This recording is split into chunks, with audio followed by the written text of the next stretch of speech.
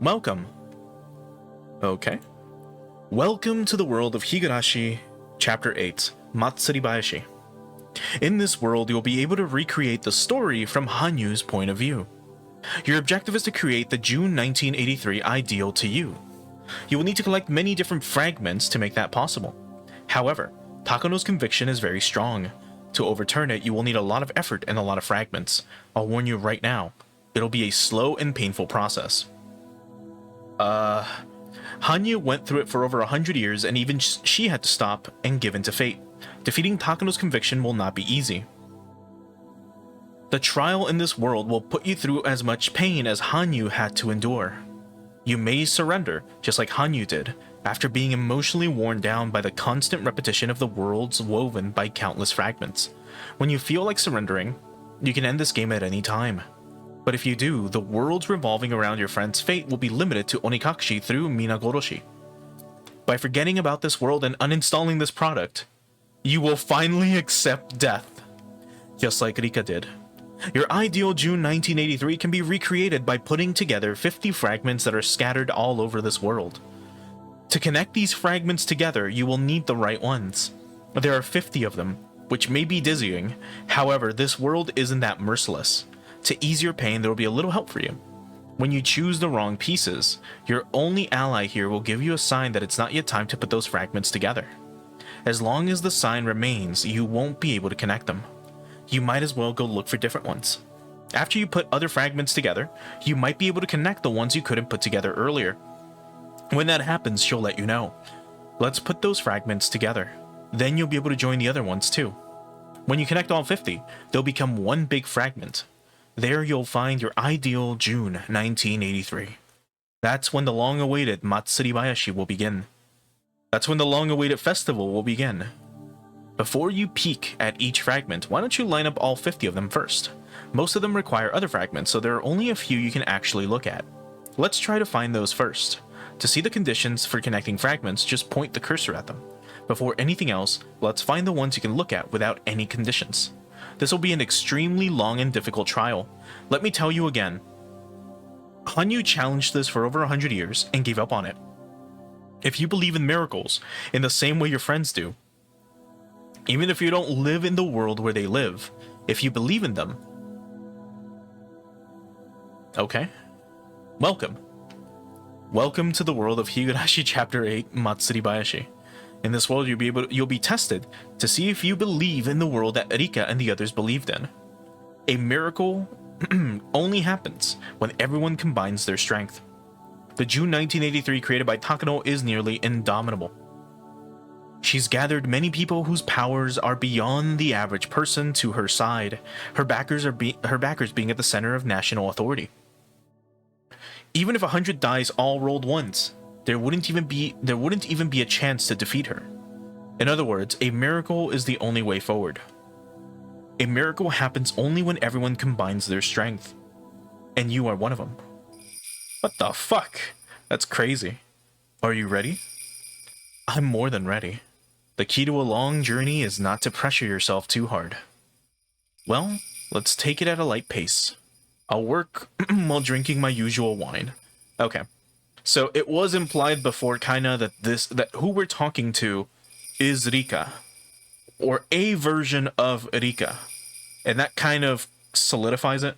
So you are basically talking to a Rika. That is like organizing all these fragments and looking at them. Shall we begin? We have all the time in this world. Oh boy.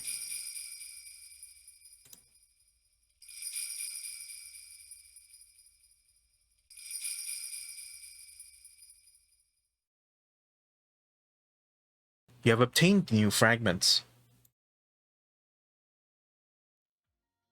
Okay, let's go ahead and save. We're gonna save here. And here we are connecting fragments. Oh boy, so let's start. Yeah, so this is way different. It's the first time we've seen something like this. Okay. So we've got fragments 1, 2, 3, 4, 5, 6, 7, 8. So yeah, so there's 8 fragments and there's 7 pages. Okay. So let's try to look through these, because I know I could probably organize them in my head. But let's see. So Sadako Hojo's detailed test is required. Kyosuke Iria's decision is required. The discontinuation of Sadako Hojo's dissection plan is required. What? Okay. Kyosuke Iria's motive to become a doctor is required. The 3rd year's curse of Oyashiro-sama is required. Okay. Okay. An L5 stage patient's dissection is required. The queen carrier must be willing to participate. A live specimen for research is required. A tragedy at the dam construction site is required. The 2nd sacrifice. Okay, right. So, the death of the construction site manager is required. The hospitalization of Satoko Hojo is required. The 3rd sacrifice. Erika's father being marked as an opportunist is required. Erika's mother's suspicion is required. The death of Satoko Hojo's aunt is required. Okay. Dam construction operation withdrawal. This fragment is required first. Okay. The queen carrier must be willing to participate at a quarry in Yagochi. Oh, I see. So, okay, I see. So if we don't have this, like some of these, for example, the queen carrier must be willing to okay, I see.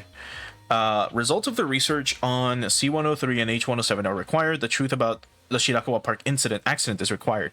So distrust of the mother of a queen requesting assistance from a queen. The research needs to have hit its first snag. Instructions for the kidnapping operation of the minister's grandson are required. Holy fuck. So a murder with a dismembered body. Repetitive analogies are required. Satoshi Hojo's sister must refuse his visit at the clinic. Satoshi Hojo's sense of responsibility as a big brother is required. Right. So these are like, here's an option. This is what it does. This is what you require first, right? An execution order.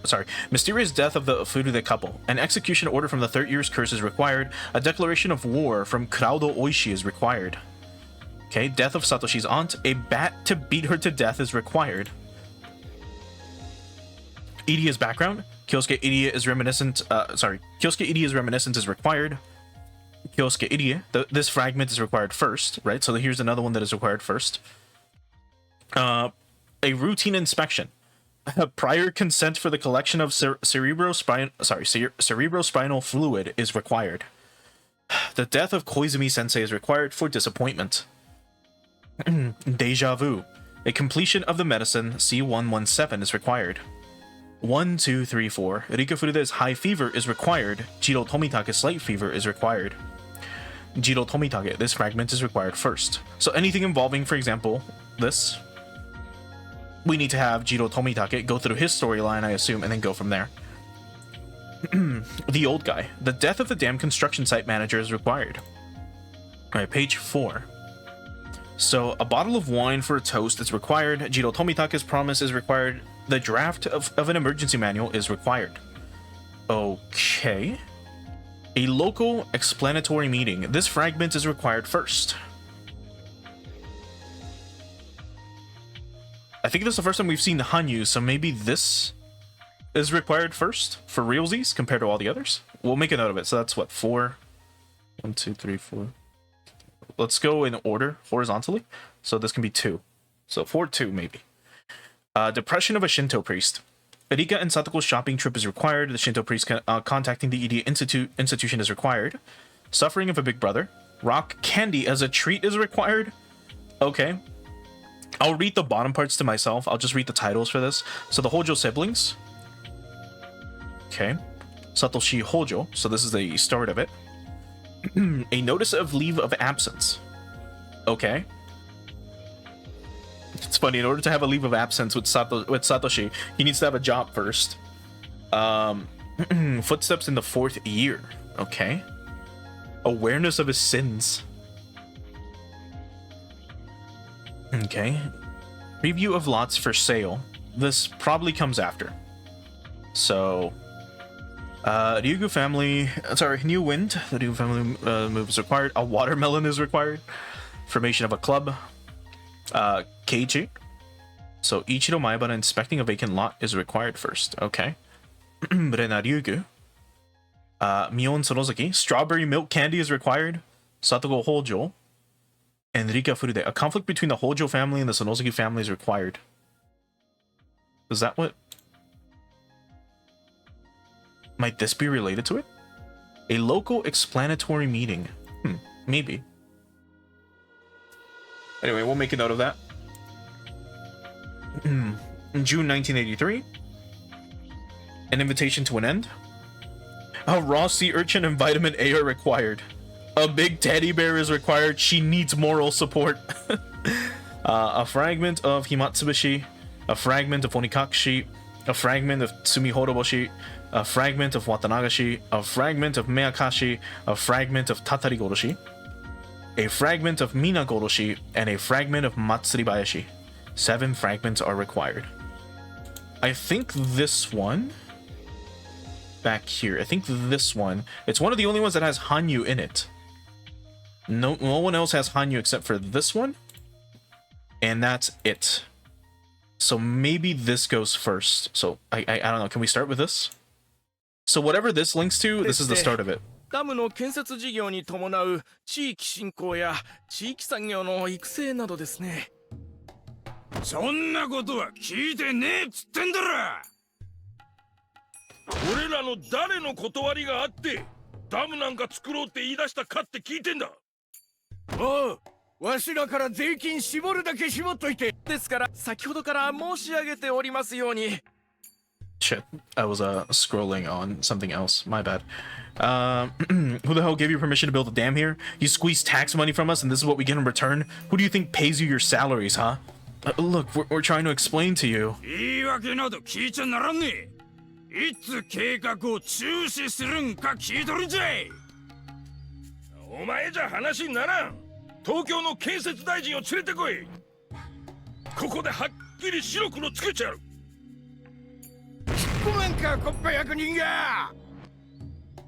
だいたい踊れら人様の税金で仕事しとってなんでわしらより高い段で話をしとるんじゃ。目線で話さんかい、目線で。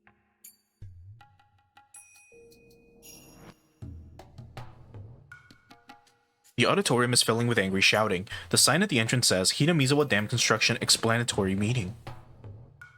Every time the official on the stage tried to say anything, the citizens packed into the room, silenced him with their shouts. Trying to ignore them, the official continued to explain the pros of the dam, but that just further infuriated them.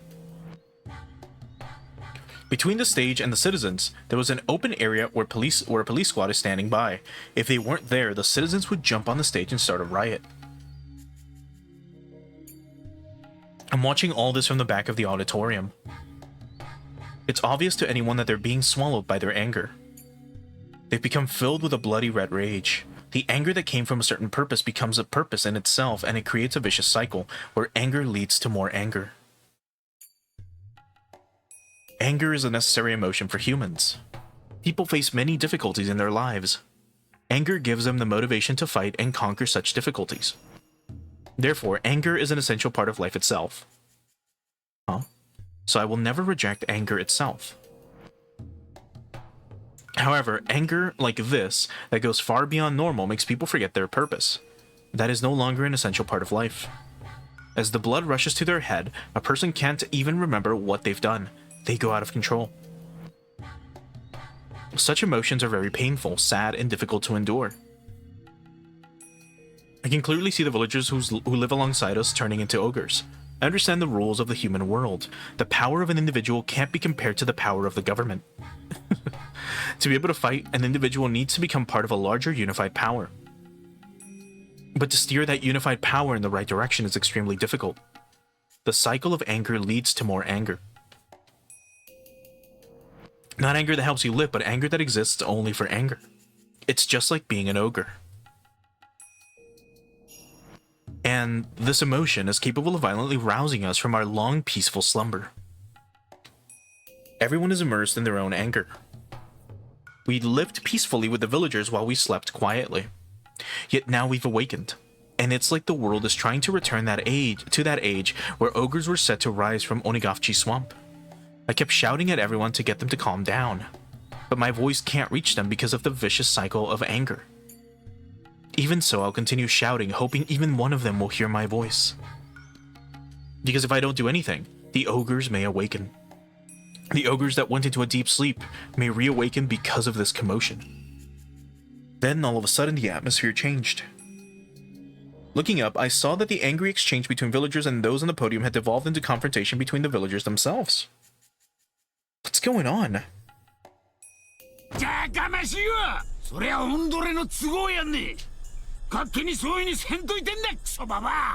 that's Sanosuke family.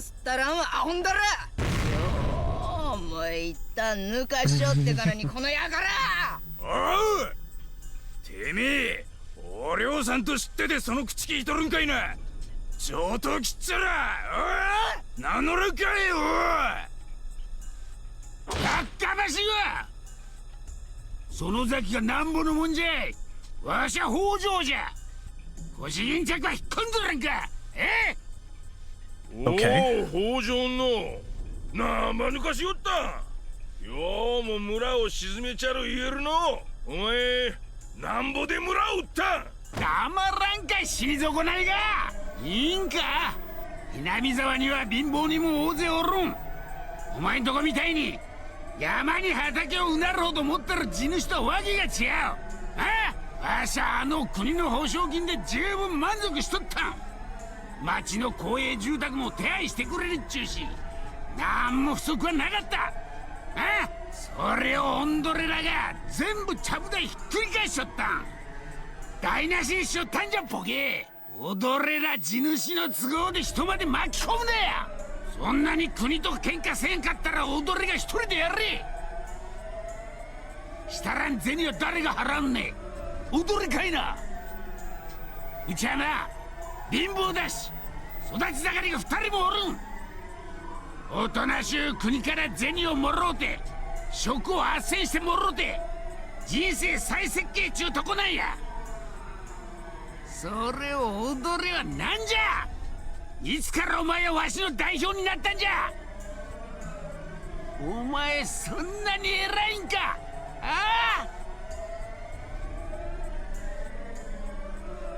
おうおうおう北条のようも抜かしたこの裏切り者がなら村から出てけおお出ていったらもちろんそれに見合う銭はお前が払うんじゃろうなわしが国からもらい損ねた銭きっちり都合つけてくれるんじゃろうななあ村から出とうとも銭がないんじゃ踊りが払うんならすぐにでも出たったろわ What a cunt. Holy shit.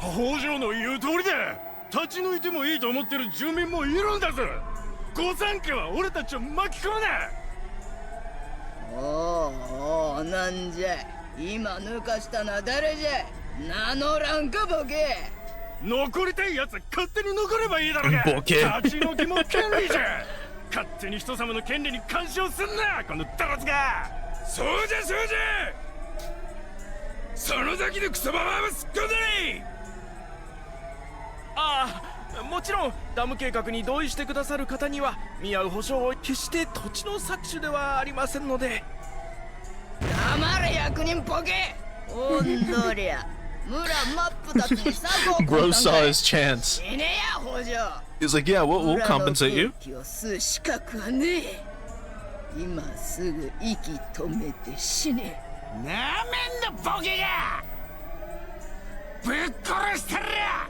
前に出るクソババ No wonder she fucking hates them. 引っ込まんかいデカボリ No wonder she hates the Hojos. It's because of this motherfucker. 抜かした Specifically him. 抜かした北条のこの園崎お涼久々に頭血のぼってきよったわきっちりけじめ取らしてもらうかんな繁盛楽しみに待っとるや北条やれやれ国は俺たちに仕事と住みかと金を与えろ。こらこら、やめなさい暴力は。お互いやめてやめて。すったらん上等じゃ。恩師が出て今回な。 Everyone is being tainted with the bloody red anger, and I can only watch. The least I can do is to apologize for the tragedy that is about to happen. I'm sorry. I'm sorry. I'm sorry. I'm sorry. I'm sorry. This is how things started. From this day onward, the Hojo family and the Sonosuke family will wage a feud against each other, and the Hojo family will become ostracized within the village. This marks the beginning of Satoko and Satoshi's lives of tremendous hardship.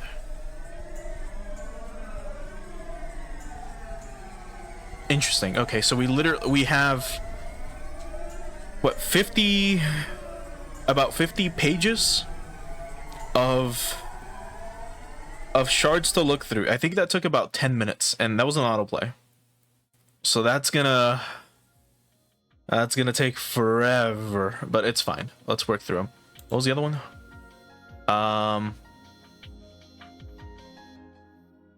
A conflict between the Hojo family and Sonosuke family is required. So this one should be next. So let's see. Can I, if I hit exit, can I save and continue? Yes, I can. Okay. Then, yeah, let's get through this. So the next one should be this then, right? A conflict between the Hojo family and Sonosuke family is required. So we've seen that. So let's see what happens next. I ran into Satoko while on my way to the grocery store for my mother. Satoko said she was going there too, so we decided to go together. After exchanging our shopping list, it became easy to guess what the other family would be having for dinner. Satoko's family is having grilled fish and cooked vegetables. We're having Salisbury steak. あら、ハンバーグとは羨ましいですわね。私、魚はともかく煮物というのがちょっと怖いんですのよ。先日買ったかぼちゃがまだだいぶ残ってるみたいなんですもの。きっと今夜もかぼちゃの煮物三昧なのです。かわいそかわいそなのです。あらかじめかぼちゃが出てくると分かっているのも憂鬱でございますわね。はあ。みー。突然かぼちゃを出されても怒るくせに贅沢なさとこなのです。リカにだって少しは嫌いな食べ物があるはずですわよ。そういえばリカ、大福とかシュークリームとか甘いものが嫌いだったんではございませんこと？別に嫌いではないのです。意地悪で食べないだけなのですよ。食べる気なら何個でも食べられちゃいますのです。パンプキンパイだって美味しくいただけますのですよ。みぱー。リカだけ好き嫌いがないなんてずるいですわ。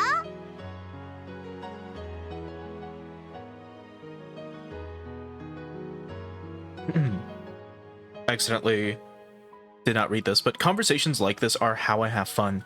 Satoko is my best friend. I usually don't like grocery shopping, but if I'm with Satoko, I can make it into an enjoyable evening stroll.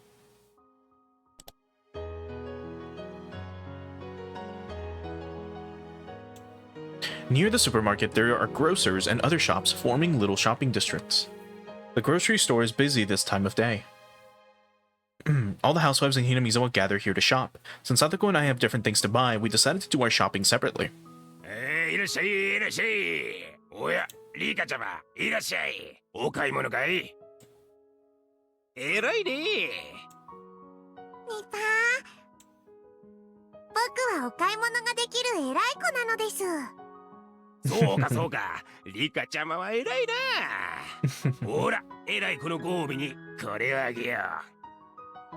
There were several candies for the owner's occasional asthma attack inside of a sieve full of change in the front. He picked out a sweet from there and gave it to me. It was my favorite flavor, strawberry milk. Oh, we got the candy. I put it in my pocket so I can brag about it to Satoko later. I get a lot of fun out of teasing Satoko and making her jealous. She always overreacts, so I never get bored when I'm with her. おやリカちゃまのところは今日は何だい豚のひき肉だとThis is the voice ハ of ンバーグなのですよ。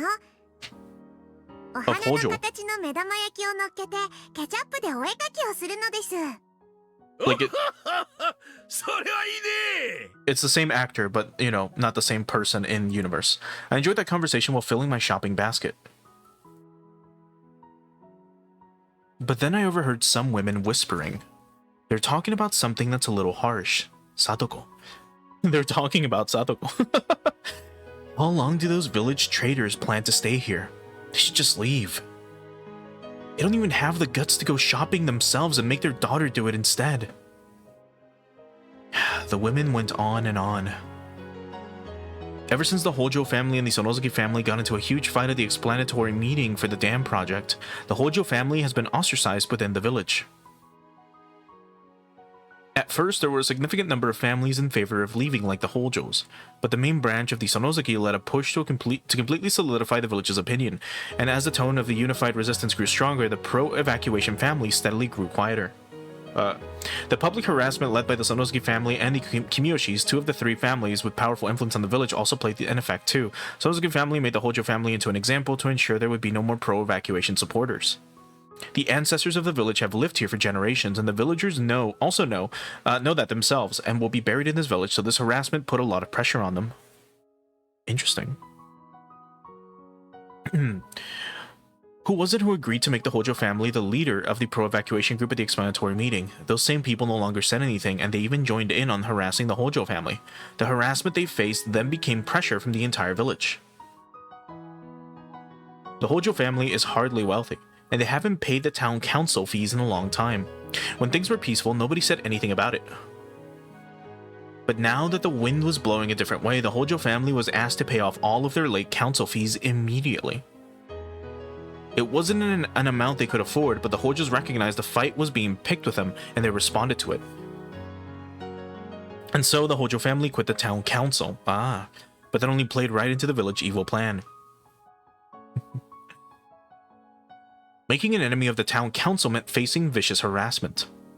For example, the place the Hojos dumped their trash was a provisional dumping site established by the town council and the waste management department. Under the council agreement, only council members could use it. Ever since the day the Hojo family quit the village council, their trash bags were returned to their front door. Furthermore, all the bags were torn. Oh, what a shame.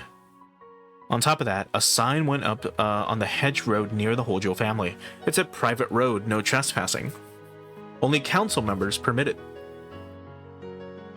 A stubborn old man stood and guarded that road, saying that he would not let any of the Hojo family members pass through. What? A private road is a private property open up to the public, so it looks just like a normal road. However, as private property, the owner can forbid anyone else to pass through whenever they like. More and more, the village piled on vicious harassment. The fear of antagonism spread through the entire village. And people became afraid that if they supported the Hojo family, they'd go through the same thing. This made the Hojo family even more isolated. The grown-ups haven't told their kids about what's going on, so Satoko isn't harassed in any way at school. But it wasn't hard to imagine she'd probably spend her days feeling so anxious she could hardly breathe. Even the women whispering in here aren't saying anything directly to Satoko, but it's not like she doesn't notice their muttering and cold stares. When did this village become so cold towards her? As her best friend, it's very sad for me. Satoko's shopping experience is nothing like mine. When I say hello or buy things, I usually get treats or a discount, but that doesn't happen to Satoko. On the contrary, she's served last on purpose, and sometimes shop owners even pretend they don't hear her. Oh, poor goddamn dude. Obviously people don't want to have anything to do with her. That's so mean. Satoko had been weaving through the housewives, crowding the shop, telling the fishmonger what she wanted, but she kept getting ignored.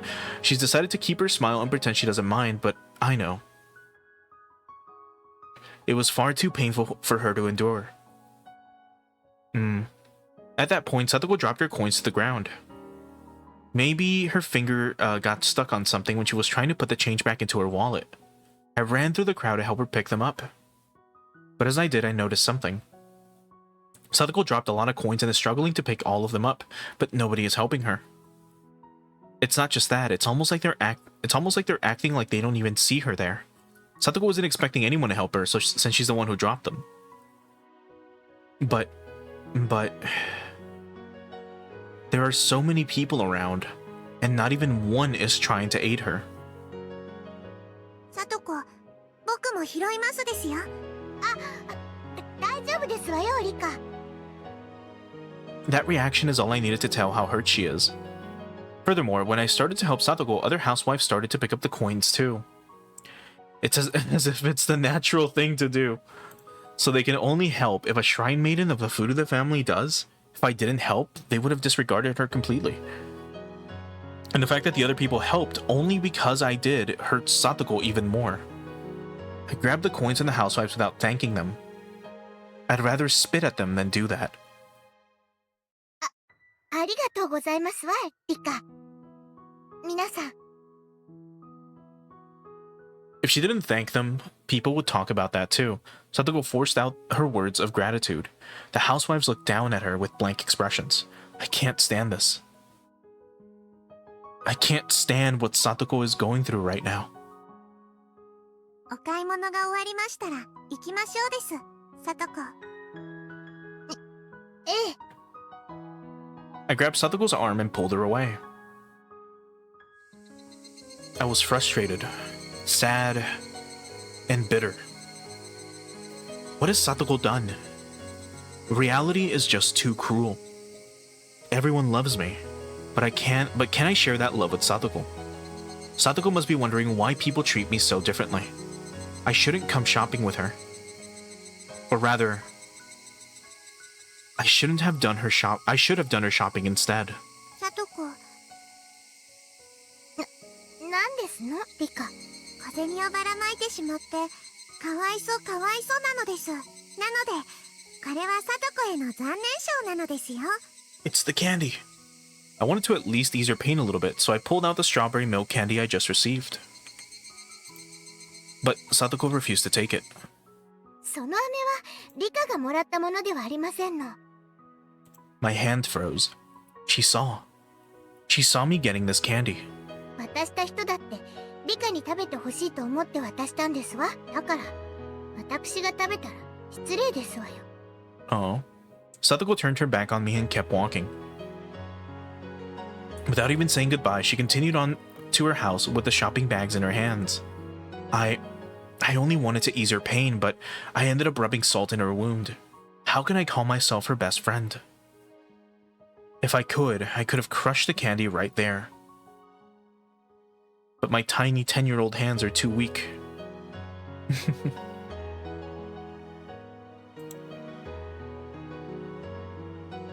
Okay.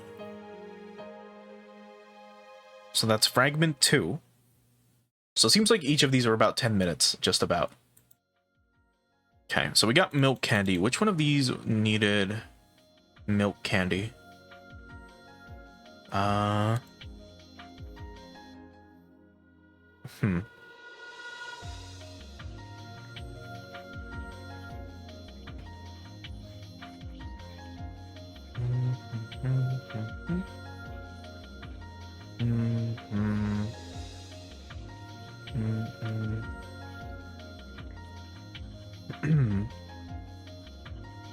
This one requires milk candy. Anything else? And then just the fragments. Alright. So, let's see.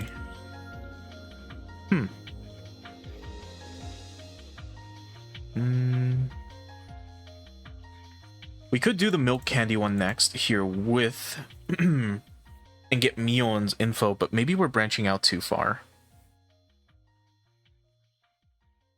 Perhaps. Let me double check the guide, just to be sure. I did pull one up, just in case. So let me see.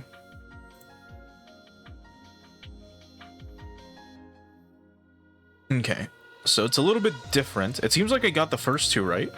So we started here with a local explanatory meeting, and then this one was next, the Rika Furude one. So I thought we should start this one next, which is page 5, number 1, 2, 3, 4, 5, 6. Yeah, number 6. So 5, 6. But I think maybe this would still come later, because this is like, this might bring up like Sonozuki conflicts or something along those lines. So it seems like the one that we should do next is this one. So the dam construction operation withdrawal. So it makes sense so far, at least if we look at it from the timeline perspective. Start of the dam conflict. Here we get to see some of the repercussions that befall the Hojo family and how they're being treated. And then this is probably just what happens afterwards when we get to see, you know, the dam construction operation just not going through because of, you know, all the conflict between the villagers. So let's do this one next. いやー、遅くなって申し訳ございません。今日はどういうわけか、患者さん。お疲れ様です、入江兄さん。Sorry. Goddamn, sorry about being late. I had an unusually large number of patients today. So I clicked auto and it automatically skipped the line for some reason, but anyway. Tomitake stood up and suddenly saluted when he saw Iria come into the room. Is this his first day? Yeah, seems like it. ニサというのはどうかやめてください。私は医者です。どうもその軍隊的な階級には馴染めません。せめて所長でお願いします。了解しました、入江所長。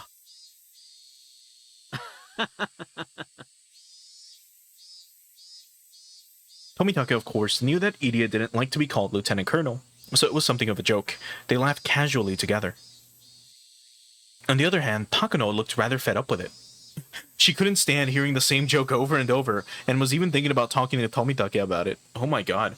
But she didn't want to hurt his feelings, so she simply never had the chance. Maybe it's because of how Tomitake pronounces it, but she keeps hearing Risa, Lieutenant Colonel, in Japanese Nisa. Once she heard it that way, she kept hearing it, Iria Risa, every time Tomitake said it. When Takano told Iria about it, he had a good laugh. Today was just a simple meet and greet, and tomorrow was the actual meeting. Okay, Tomitake had already arrived, but there would be more inspectors from Tokyo at the meeting, waiting to hear about the progress that had been made. それはそうと、ダムのことで村中が盛り上がってるみたいですね。それはもう村中大変な騒ぎですよ。私も役員として自治体の地元説明会に参加してきたのですが、土星と馬星のそれはもう賑やかな説明会となりました。After the basic Hinamizawa Dam project was announced, the village was consumed with uproar. Fuck. The government retracted their plans for concessions rather early on. They made their aggressive stance clear. They didn't want the locals to take advantage of them by showing their willingness to compromise. However, that backfired horribly. As they had historical ties to the land, the government's actions only made their bond stronger. Neither the government nor the locals wanted to back down. ひなみ沢の人は気性が激しいですものね。やっぱり鬼の血が流れてるからなのかしら。笑い事じゃないですよ。あの説明会に夜中まで付き合わされた方の身にもなってみてください。それはお気の毒でしたね。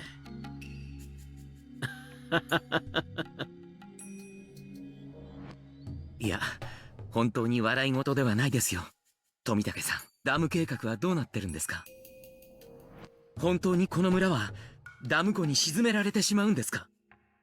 それについては東京の方でも圧力をかけています。表向きは騒ぎになっていますが、実際の裏方ではかなり屋台骨がぐらついているはずです。その圧力が早く効くといいんですがね。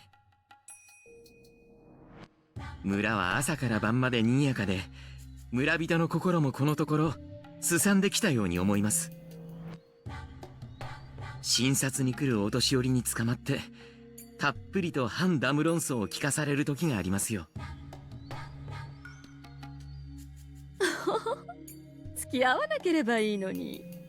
入江所長は人がいいから。そうもいきません。私は研究所の所長である以前に診療所の所長でもあります。話を聞くのもケアの一環ですので。それはとても良いことです。感服いたします。私は東京の皆さんがうまく圧力をかけてくれて、いずれはダム計画を撤回してくれるものと分かっているからいいですが、村人にとっては先祖代々から住んできた土地を追い出されかねないと本当にすごい騒ぎです。立ち退けと言われても引っ越せるほどのお金もなく若さもなく、立ち退き保証金の額の釣り上げが狙いだったのかもしれないけど、急にお役所の態度が変わっちゃって全面衝突。こうなってしまったら穏便に決着というのは無理かもしれませんわね。かつては保証金に納得して立ち退きに応じようという人たちも少しはいたんですが、御三家の園崎家が強硬意見で村人をリードしてましてね、国との対決姿勢を煽っているようなんです。凱旋者みたいなのがよく騒がしくしてますし、ビラやらチラシやら機関紙やらが回覧板と一緒によく回ってきますよ。ここに住む人にとっては大変な問題ですからね。気持ちはわからなくもありません。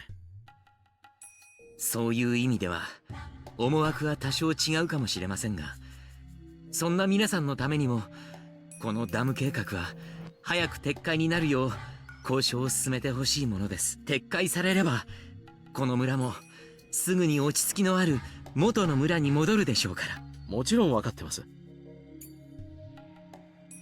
それについては東京の方で交渉を進めておりますので、もうしばらく私どもにお任せください。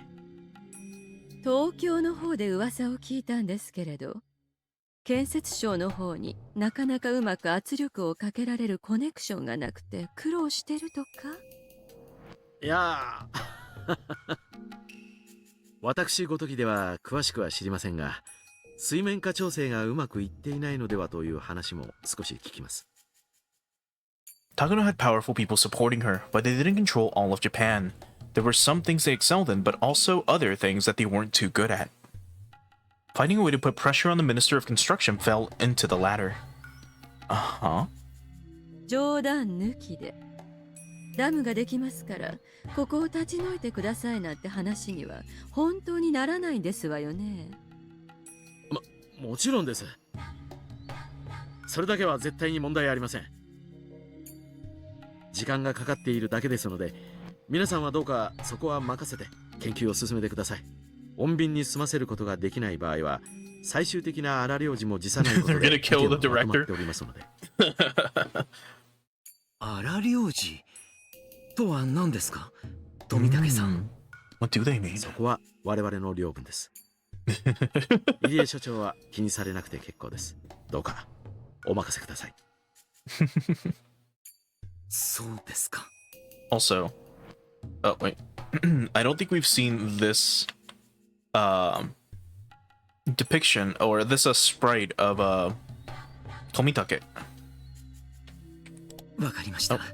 Hold on, it's よろしくお I 願い do いたします。 this. There we go. That should stop it. No. 大丈 Never mind. 夫ですわよ、 Okay. 入江所長。It did, but now it's whatever. ダム計画は絶対に撤回されますわ。だってそう決まっているんですもの。As Takano giggled, Tomitake laughed too. However, Irie couldn't understand what was so funny, so he felt left out. Irie only understood the meaning of those drastic measures when he examined a young boy he had never seen in the village before. Oomst. A young boy. Satoshi? Maybe Satoshi? Could it perhaps be Satoshi? I don't know. Okay. So that was the dam construction operation withdrawal. And then let me double check the guide here. Page 3, this one. So now we learn more about Jiro Tomitake. Okay. Let's see what Jiro Tomitake needs.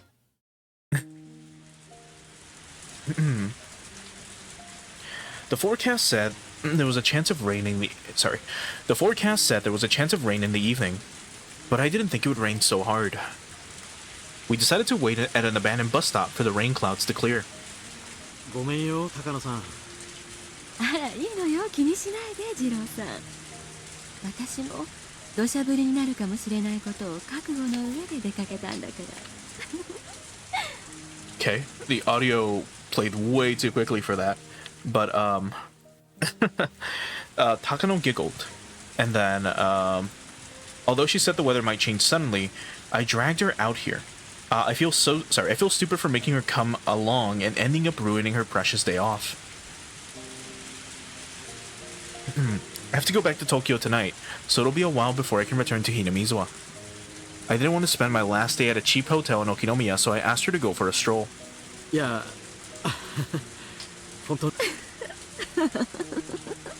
That was by itself. I didn't do it. She teased me for a while, but only a little. She wasn't actually enjoying driving me in. Fucking hell, dude. She wasn't actually enjoying driving me into a corner. That's just her way of communicating, and I find it very charming. Holy fuck, I can't read today. I think I've become captivated by her, but on her part, I'm just an auditor from Tokyo. That's why she's being nice to me, and it's definitely not because she likes me personally. So I feel like I might have used my position to drag her out here, and that makes me a little depressed. I probably shouldn't think this slight fever I have is due to nothing more than the cold. But she was the type of person who made it clear when she disliked something. She wouldn't say so directly, but she would use all kinds of indirect expressions that meant the same thing. So I want to believe she's out here because she might even be a little bit attracted to me. I shook my head as I frowned upon my selfish thoughts. She chuckled as though she knew what I was thinking. I felt myself starting to go red after that. 次郎さんも不思議な人ね。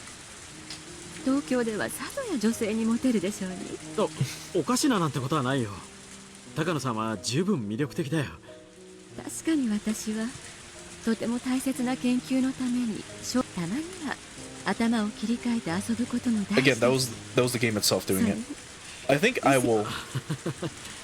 僕ごときで高野さんの頭の気分転換のお役に立ててるならいいんだけどね。The audio is weird. For some reason. Again, that wasn't me fucking things up. Oh, also, it seems like we got disconnected over on Twitch and Kick, which is amazing. We're still gonna keep going, though. Normally, again, I would probably end things if this happens a lot, but just, I guess, be ready in case for the stream possibly dying. If you're watching on YouTube, though, it doesn't matter, because everything's gonna be back up. Or, I mean, you're gonna be watching a recorded version of this, so it really doesn't matter.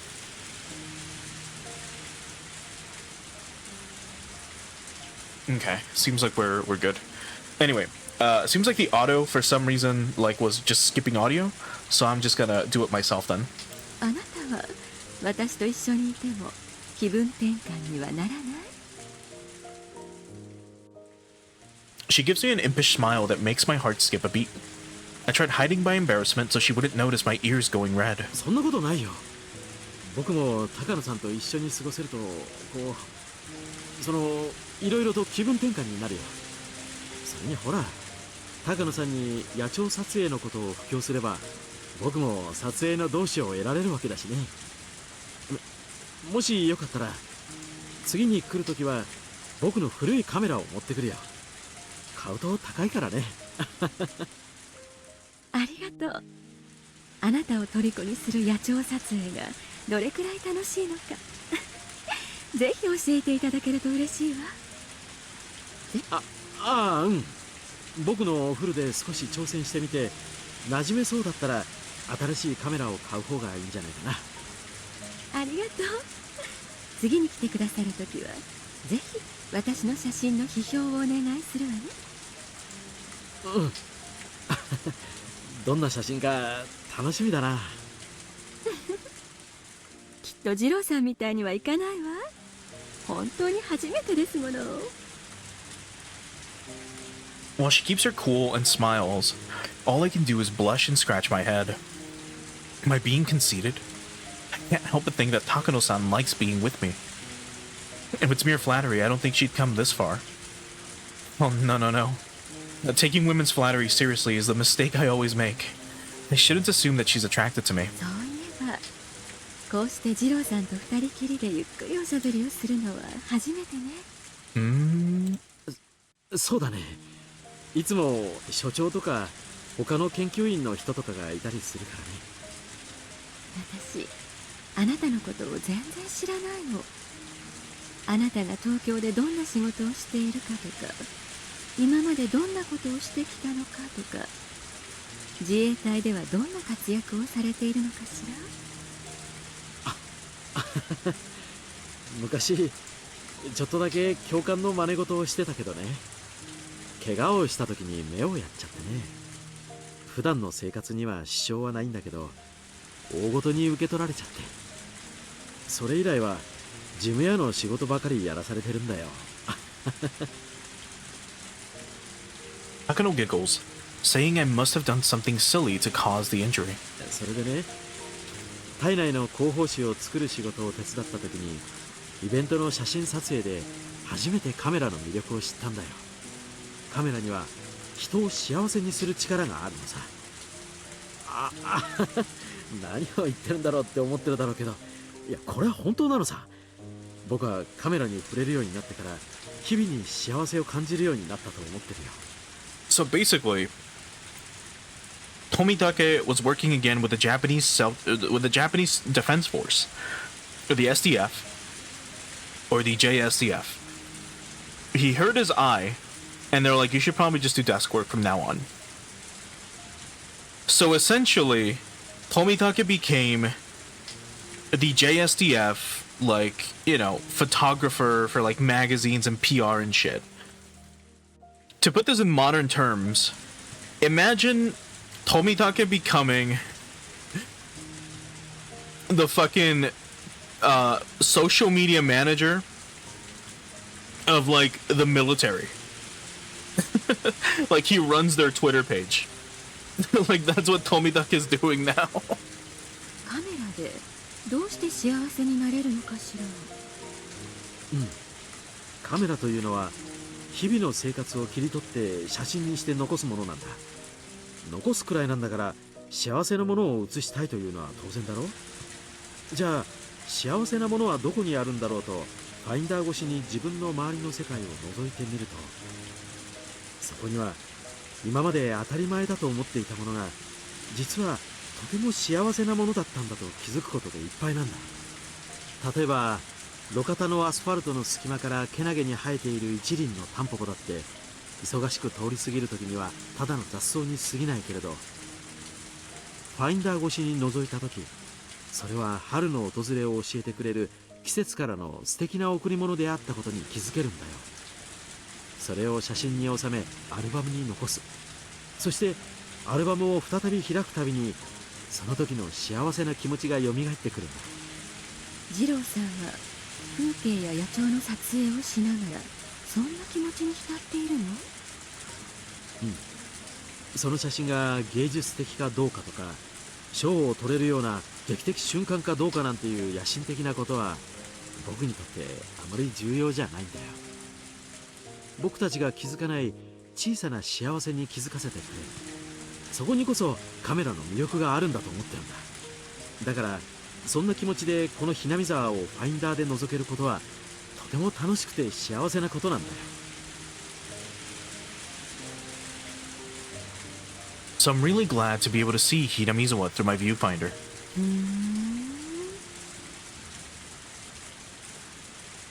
I have a tendency to go overboard when I talk, but most of the time, Takano playfully twists my words right back at me. So it's very unusual for her to listen to me like this. Takano sat down next to me and tried to fiddle with my camera. I don't know how much of an impression I made, but I think she is indeed interested in cameras. I was expecting her to tease me like usual, so I'm happy to see that this is her reaction. ちょっと試してみるかい？私にもできるかしら。簡単だよ。最初はピントの合わせ方とシャッターの押し方だけ覚えれば十分さ。持ってごらん。ああ、レンズには絶対に触れちゃダメだよ。ブー、簡単じゃないじゃない。Since she seemed to show an interest in cameras, I wanted to take a walk around Hinamizawa and take some pictures of the scenery. But unfortunately, the rain doesn't seem to want to stop. But she was still having fun, and kept taking pictures inside the bus stop. So the first set of pictures she ever took were of odd things in that dark little building. Since then, every time we'd meet, we'd end up walking around the village with our cameras in our hands. And they were dating.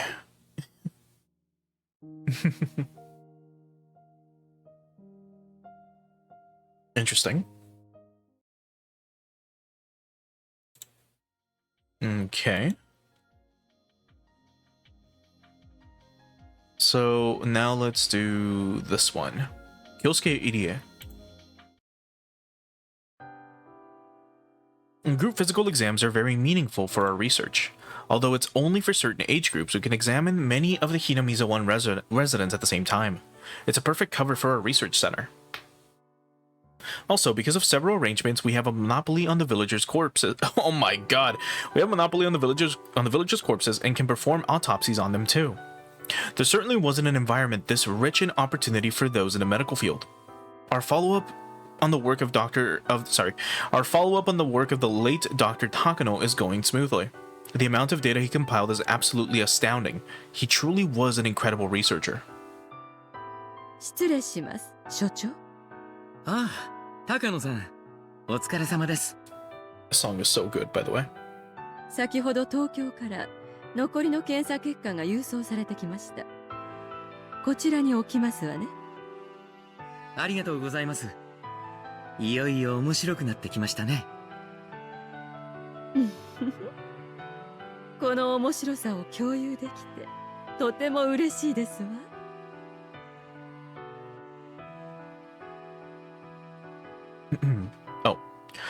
Takano is my assistant, who was sent from the self-defense force, but she's far from the image I have of an SDF soldier or officer. Just like our research is being concealed, maybe her identity is concealed too. I'm sure her name is an alias as well.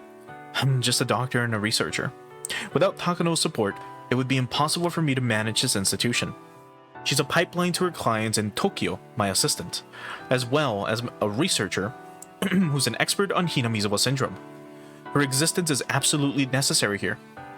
The more I think about it, the more I feel like this should have been the Takano Institute rather than the Idia Institute. And she should have been the director. But that was explained to me when they asked me to take this position. My client wanted a civilian to manage this place. They searched for a person who met their requirements, and there I was. I became the director. I have a feeling I'm just a puppet on their strings, but I won't just sit here and do nothing. I was asked to research a rare disease. I'm a researcher, so of course I'm excited about that. My client's goals might be different, but I'm here out of the desire to unravel the mysteries of Hinamizawa syndrome and be the first person to uncover a new mystery for mankind. Hinamizawa 症候群という寄生虫感染症がほぼ間違いなく存在するという浮かし彫りの情報はいくらでも集まるのに、原因となる病原体が発見できないのはとても悔しいですね。そうですわね。電子顕微鏡を使えばあっさりと見つかるだろうという期待も少しはしていたもので。Viruses are too small to see with a regular microscope. So the invention of the electron microscope was a dramatic advancement in the world of science, or of medicine. However, it's very expensive and there's no way for a normal doctor to acquire one. The late Dr. Takano said an electron microscope could find the cause of the disease, but it seems his theory has been proven wrong. Even Takano was hoping an electron microscope would find it. She was disappointed when she didn't uncover anything after all the autopsies she performed. Our research seems to be having its first snag. It has actually stalled our work for several weeks now. So we need to think about where to go from here. となると、極小の極小なのか。あるいは、検体そのものに問題があるのかもしれません。Maybe they need to be studied while they're alive. と申しますと？例えばですが、野生のネズミの体に多数のノミが寄生していることはご存知と思います。ですが、ネズミの死体を調べたところでノミを見つけることはできません。宿主が死んだ時点で寄生虫であるノミの生活基盤も崩壊するからです。宿主が死ねば寄生虫にとってそれは地球が滅んでしまうのと同じことと。そうです。滅びた後の地球を調べても人類を見つけることができないのと同じです。ということは滅ぶ前の地球を調べればよいという話になりますわね。Also, hey Opti, thanks for stopping by over on the kick side. Hope you have a wonderful day as well. そうですね。ただ、滅ぶ前の地球には人権があります。生きているうちに調べることは難しいでしょう。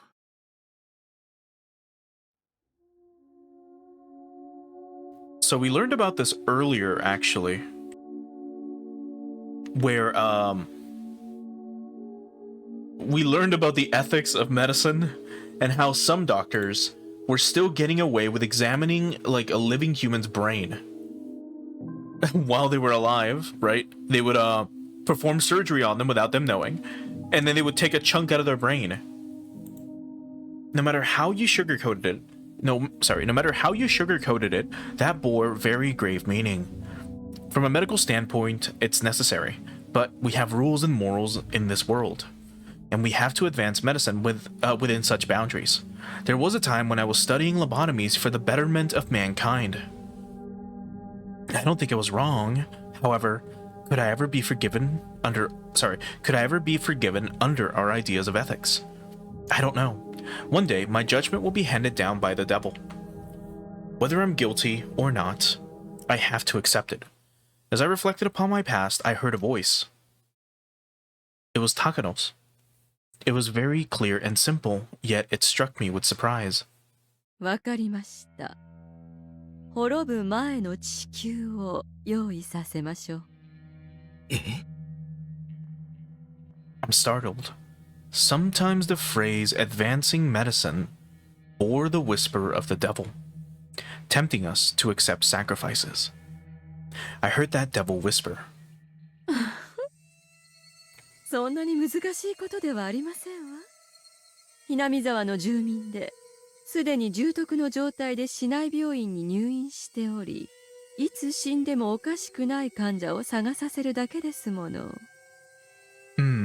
しかし、いくら余命いくばくとはいえ、自らの体を生きているうちに検体に差し出される勇気のある方がいらっしゃるでしょうか。そんな必要はありませんわ。いずれ亡くなる方にほんの少し早くお休みいただくというだけの話ですわ。書類上ね。The patient would be legally declared dead even though they're still alive, and we'd perform an autopsy while they're still alive. 無理でしょう。第一、頭蓋を切開するような大手術となれば、絶対に痕跡は残ります。遺体を遺族の方が見られたら不審に。そういうところを何とかできるのが私どもではありませんの。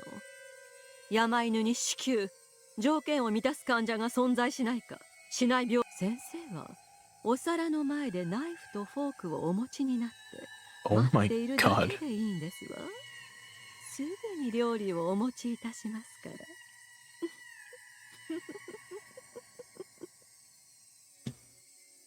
Just do the most unethical thing on the fucking planet. Holy shit. God damn.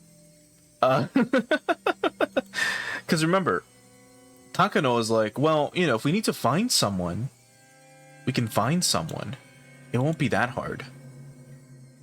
We'll find a villager, and then we'll find a look-alike. And that's it. That's all we need.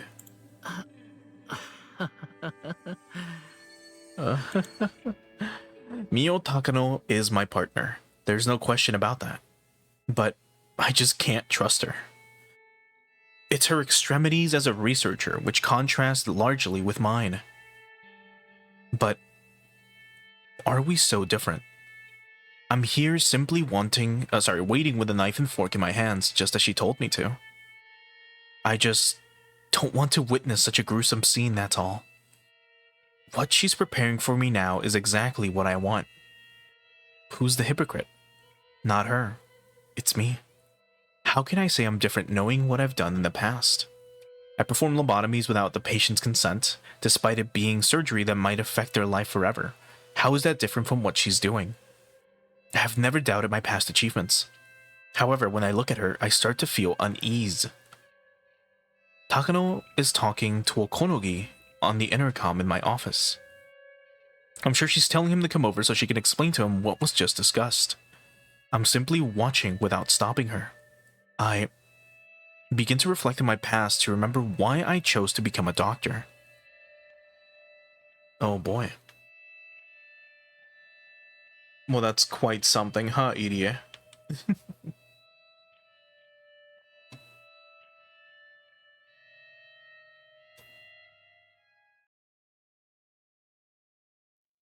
Well, speaking of, let's learn a little bit more about Irie's background.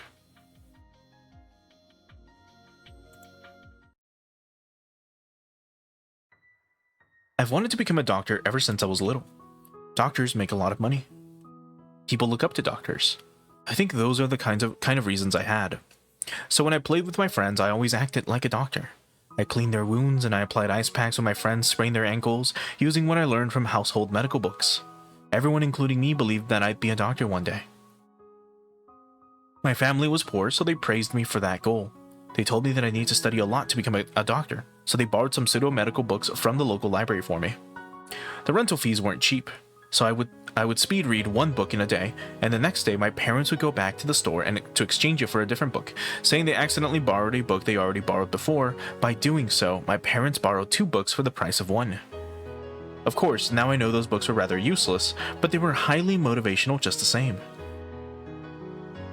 My neighbors called me Dr. Kyosuke-kun, and I was always picked for class health officer at school. Even my teachers helped me with the classes I needed to take to become a doctor. Of course, in reality, becoming a doctor isn't as easy as it might seem. I had to study diligently, and the path was most definitely rough. To become a doctor, one must attend college. Since my family was poor, I was told I wasn't allowed to go to an expensive private school.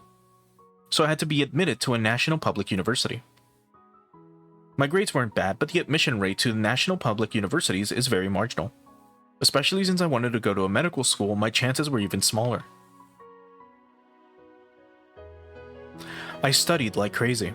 My only driving force was my childhood dream of becoming a doctor.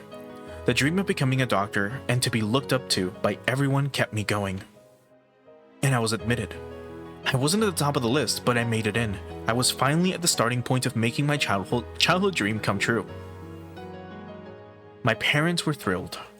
Neither my father nor mother went to college, so they were proud of their son getting into a public medical school. They invited our relatives over to celebrate. Although it was a public university, tuition wasn't cheap, but they still had an extravagant celebration anyway. My father didn't express his emotions much. He always kept a straight face. He rarely voiced his opinion or took initiative on anything.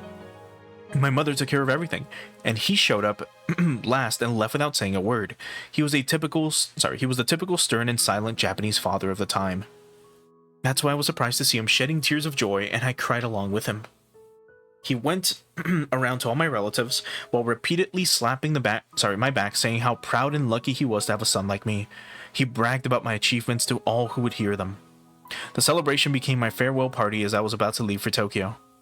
My father yelled "Banzai" repeatedly at the station as the train pulled away. I was a little embarrassed, but when I could no longer see my father, I could clearly recall the tears pouring down. The days of hellish studying and exams began after that.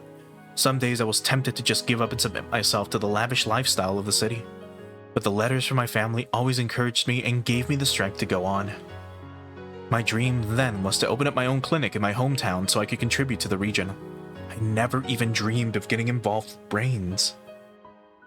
One day, I noticed a difference in a letter from my family. The letter said the usual thing about how it was at home and asked how I was doing. But the postscript was what caught my attention. Your father has become really violent lately. Sometimes he turns the house upside down and I don't know what to do. I just couldn't picture him acting viciously. I was extremely surprised. Did something happen? But in the postscript, my mother said that there was nothing she could think of. My mother and father had been together for a long time. They'd been together since well before I was born. So she noticed things that I couldn't. She couldn't even think of a reason why my father had become so violent. What happened? They got along so well. They were such a lovely couple. When I caused a problem for my mother when I was little, my father only bonked my head with his knuckle. Why was he acting this way towards my mother? Maybe there was some kind of misunderstanding between them. I was going home for the new year. Maybe I could have a good talk with him then. And also, hey, Billy. Yeah, I can see what you mean. Since everything beforehand in Higurashi was completely different than this, I was not expecting to be given, like, a chapter select, basically. Anyway, but the situation was a lot more serious than I thought.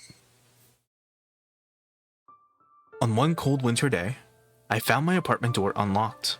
And also, this is a new scene, I believe. We haven't seen this background before. So here it is. And then the console version. I think this one we have seen. I might be misremembering. I think this was shown all the way back in chapter 2. Possibly. With Shion. But I don't remember. I thought someone had broken in, but I found my mother in my apartment with her luggage.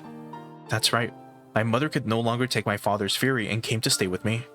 This is back when people still believed in the proverb, a woman has no place to settle down all her life.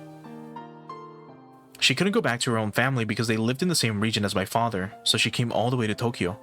I heard about my father's violence from my mother's own lips. She cried, saying she had no idea why such a quiet man changed like that. She said she wasn't ever going back to him.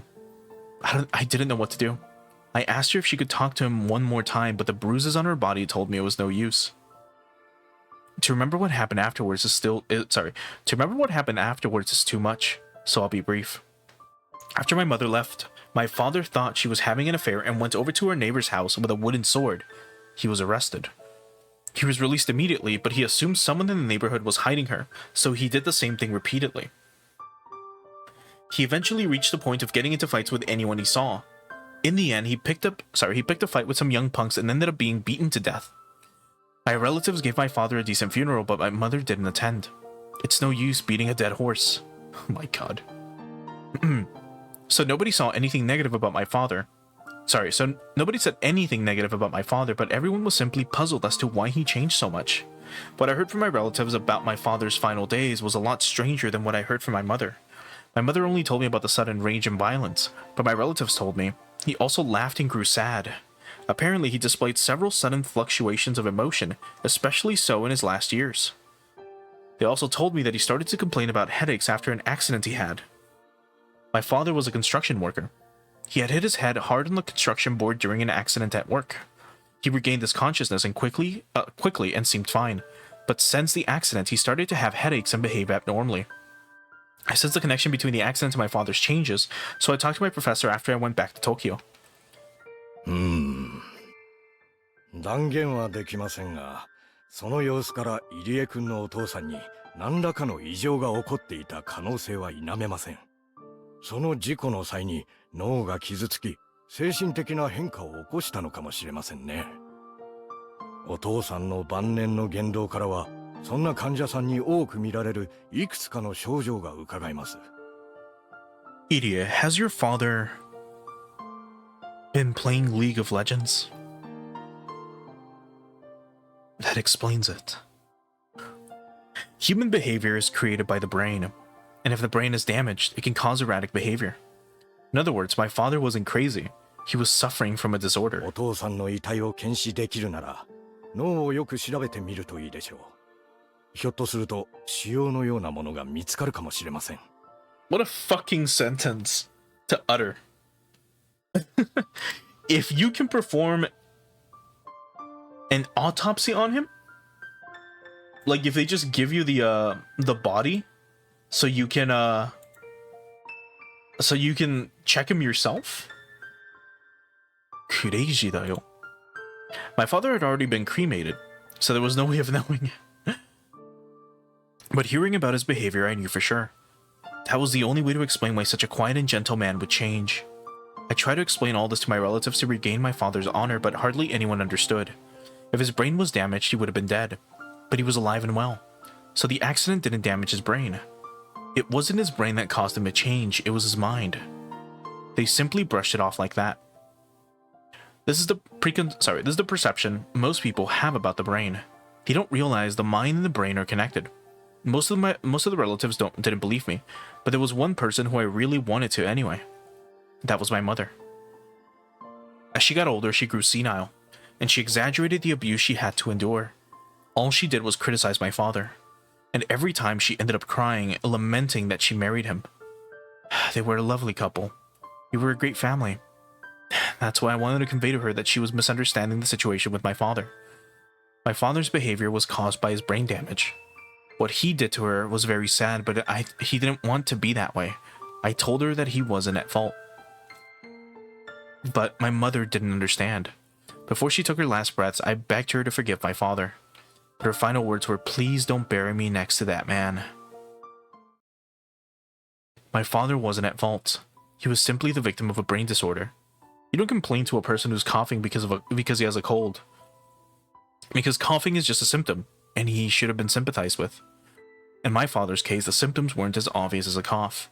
They took the form of changes in personality, which are much harder to recognize. If I'd studied the brain more, I could have explained it better to my mother so she could have understood him. Then they could have been a nice couple again in heaven. When I realized that, I cried. And I also realized that there were plenty of people like my father in this world who are suffering from a disorder, yet they are misunderstood and despised for it. And then I found out. I found out about a miraculous cure for such a disorder called a lobotomy. Oh no.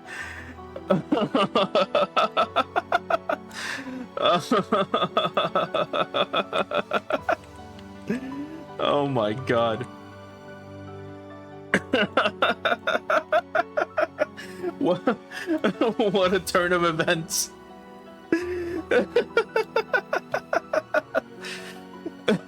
It's just so fucking funny.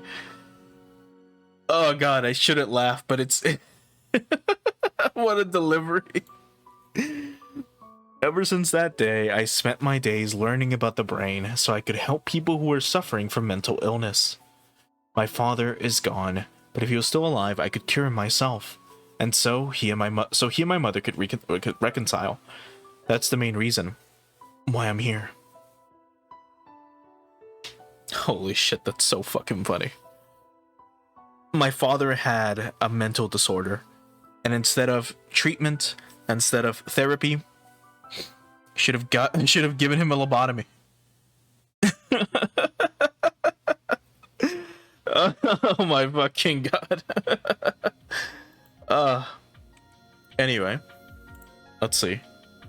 What else do we have? This one. So we've already hit a snag in the research, right? They're like, we don't know what the fuck to do.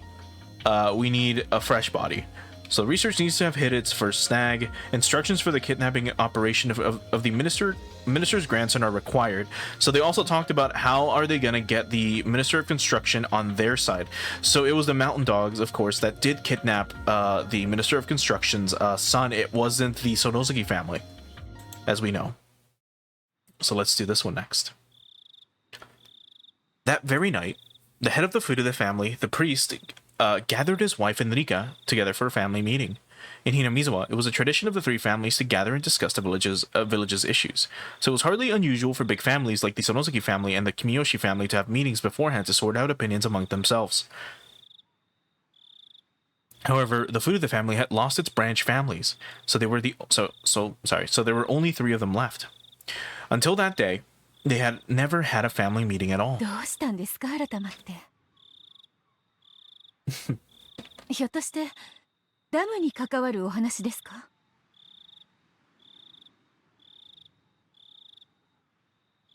The dam was the most important issue in the village at the moment. The wife naturally assumed the priest wanted to talk about the dam. For him to gather all of them together like that, it must be a huge decision he had to make. Perhaps he was going to talk about joining the pro-evacuation camp. いや、ダムの話ではない。だが、この村に関わる、いや、この村のご先祖様たちにも関わる、とてもとても大事な問題だ。The Furude family had served in the priesthood of Oyashiro-sama, the guardian deity of the village, for generations. So for him, the head of the family, to start out that way, it must be something extremely important. Right, because do remember, in this, oh, shit. I skipped ahead. I meant to press up, sorry. Because this concerns the village, perhaps all the ancestors of the village as well. Because remember, he married into the family. He wasn't born into the Furude family.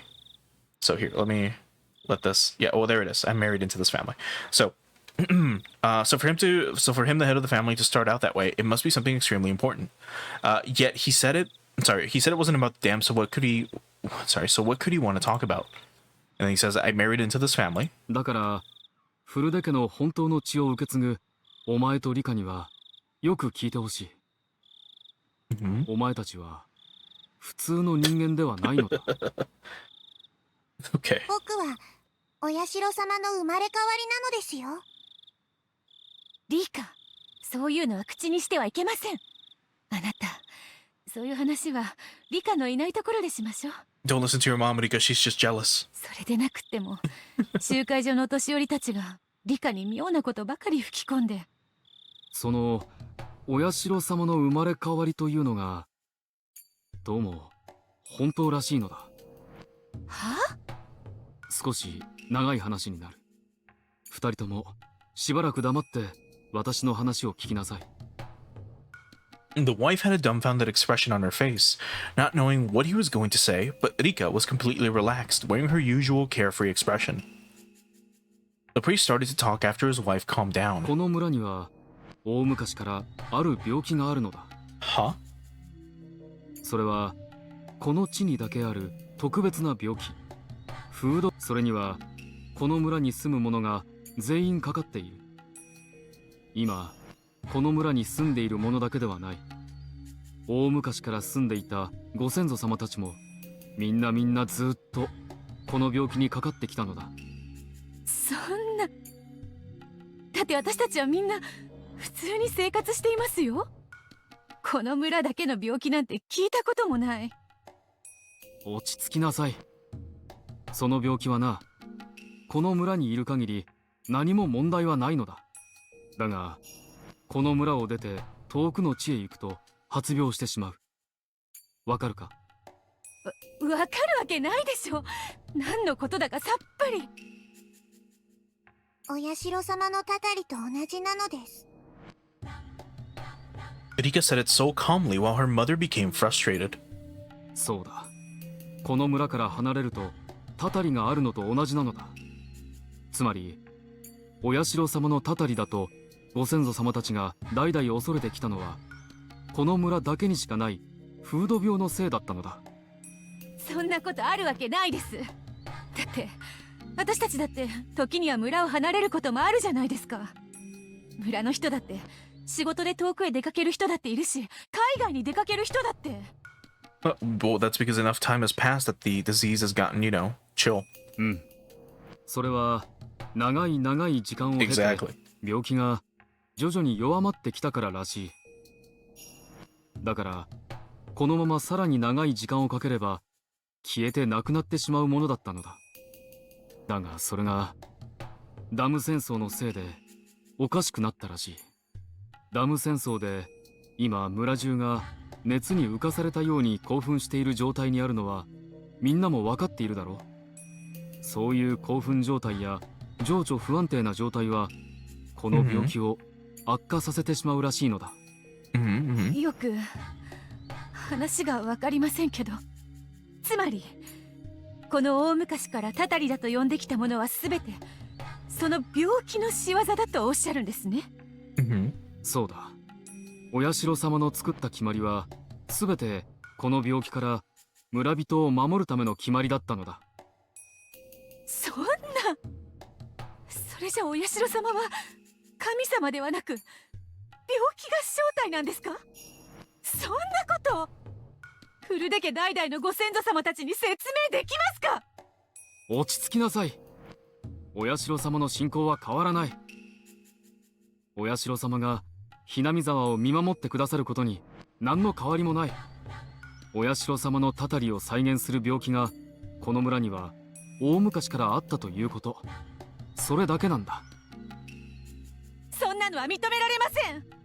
そんなこと亡くなった先代や先々代に説明できますか。古出家数百年の伝統に対する、いえお社様に対する冒涜です。そんなことをあなたに吹き込んだのは誰ですか。失礼極まりない。大地、そんな変な病気が実在するという証拠があるんですか。 God.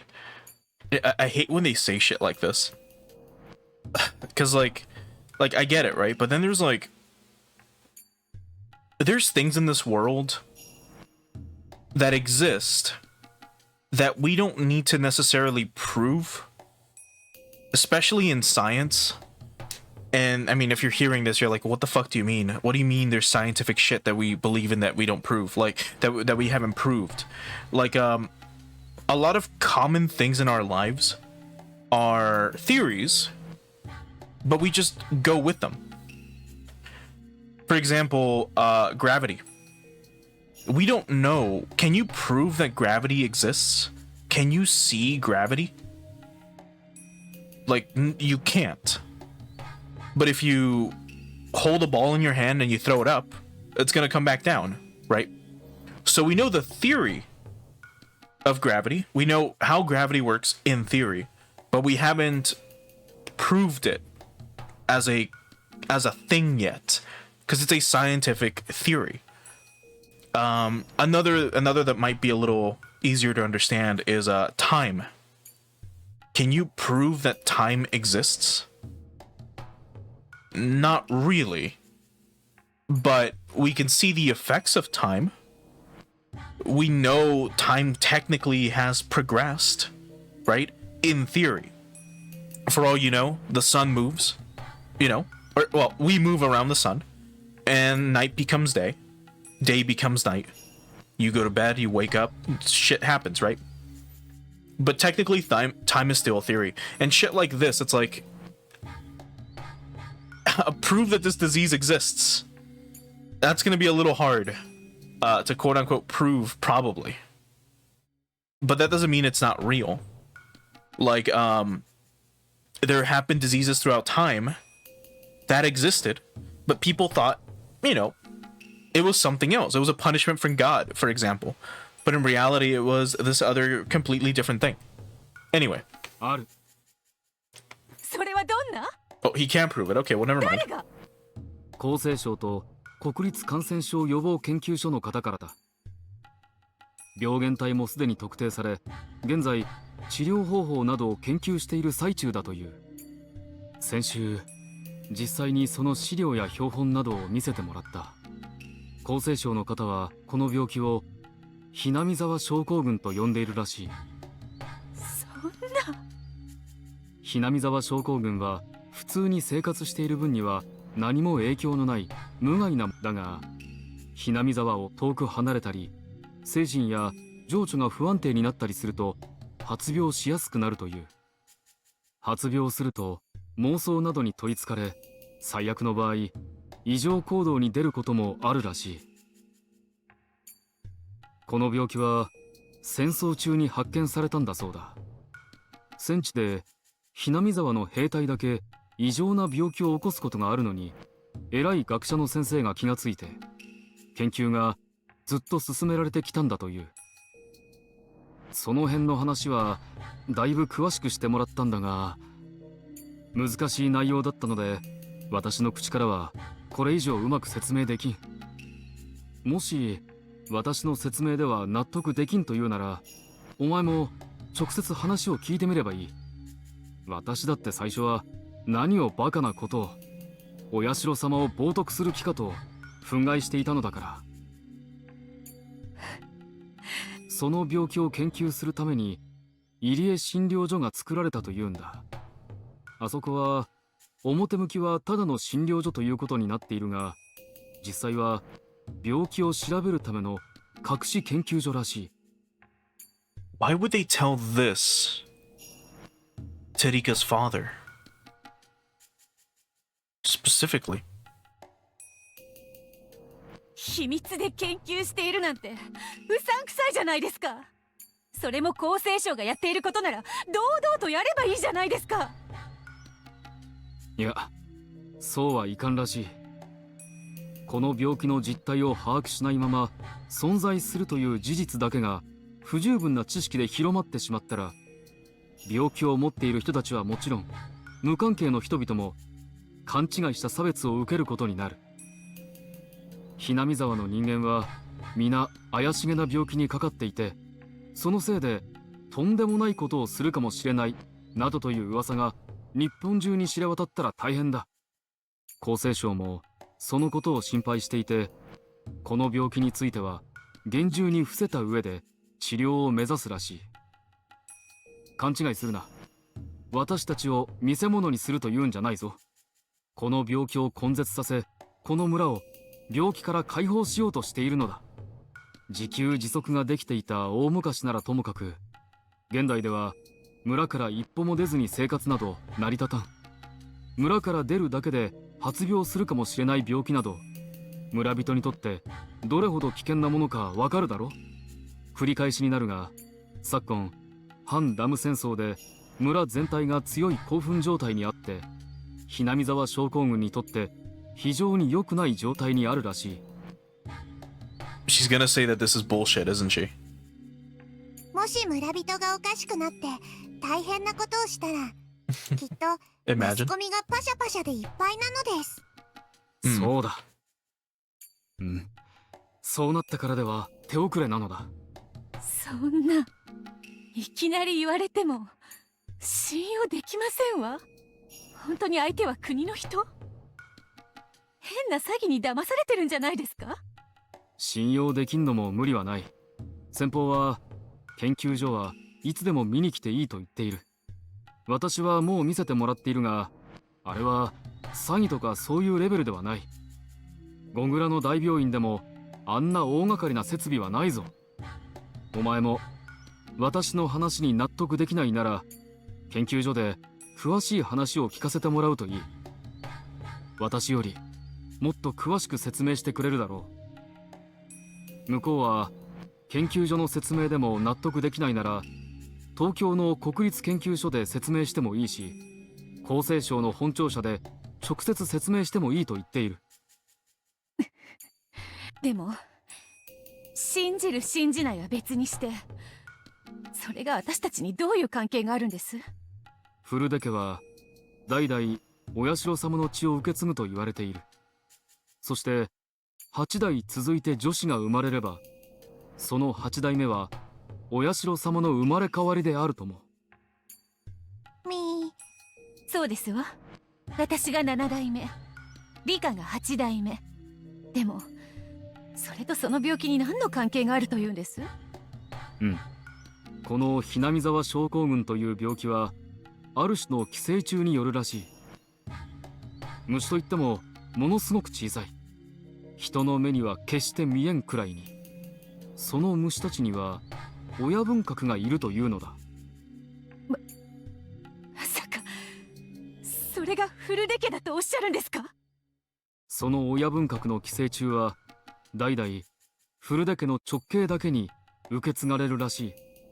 つまり先代はお前、今は理香だ。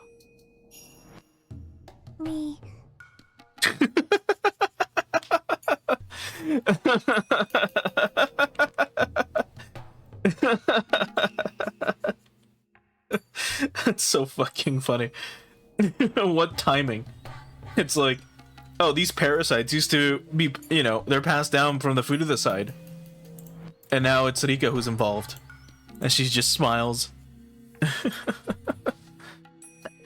バカバカしい。そんな話やっぱりおかしいですわ。大体ですね、寄生虫なんてそんな気持ち悪いもの。だから落ち着きな。私では説明が下手だ。専門の人に説明を受けなさい。そして彼らが言うにはこの病気の治療を研究するためには親分格の研究が不可欠だというのだ。嫌です。そんな怪しげな研究まっぴらごめんですし、理科だってそんな研究には関わらせません。 And because they refuse, they're killed. だから落ち着きなさいというのに。彼らの研究ではひなみ沢症候群は村から離れると発病するのではなく、お前も小さかった頃村人から陣痛力があると言われていたことがあるだろ。遠方に出かけ片頭痛などにかかったお年寄りがお前に払ってもらうとたちまち頭痛が消えたという陣痛力、それこそが親分格の証拠でもあるというのだ。フルデの血には発病者を救う力がある。それを研究するのは治療薬を見つけるためにもとても重要なことなのだそうだ。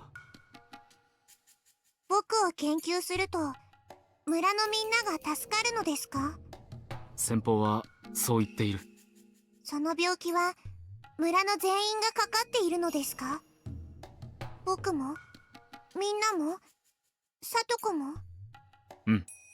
村に住む人間全員だけでなく沖宮に住む親類なども全て含むそうだ。多分何千人という規模になるだろう。それだけの大変な病気だから厚生省がわざわざたくさんの予算を投じて専門の研究所を作ってくれたのだ。私は反対です。理科をそんな怪しげな研究の生贄にするだなんて。僕はいいのですよ。僕が生贄でさとこが助かるなら全然平気なのです。理科は黙っていなさい。とにかく絶対反対です。あなたにそんな妙なことを吹き込んだ人たちには私が理科を変な実験で殺されてたまるものですか。だいたい理科はフルデ家のたった一人の跡継ぎなんですよ。もしものことがあればフルデの血はここで絶えてしまうかもしれないじゃないですか。あなたはもっとですね、フルデの家のことを考えていただかないと。そんなだから村の人たちに日和見主義とかなんとか言われてだいたいおかしいじゃないですか。建設省は村をダムに沈める、厚生省は村の病気を治す。何が何だかさっぱりわからないです。厚生省はこの病気は環境の変化で大変発病しやすいと警告していて、建設庁に対しダム計画を中止するよう働きかけてくれているそうだ。だからお前も研究所を見せてもらいなさい。あれだけの大設備をダム湖に沈むかもしれない土地に建てるわけがない。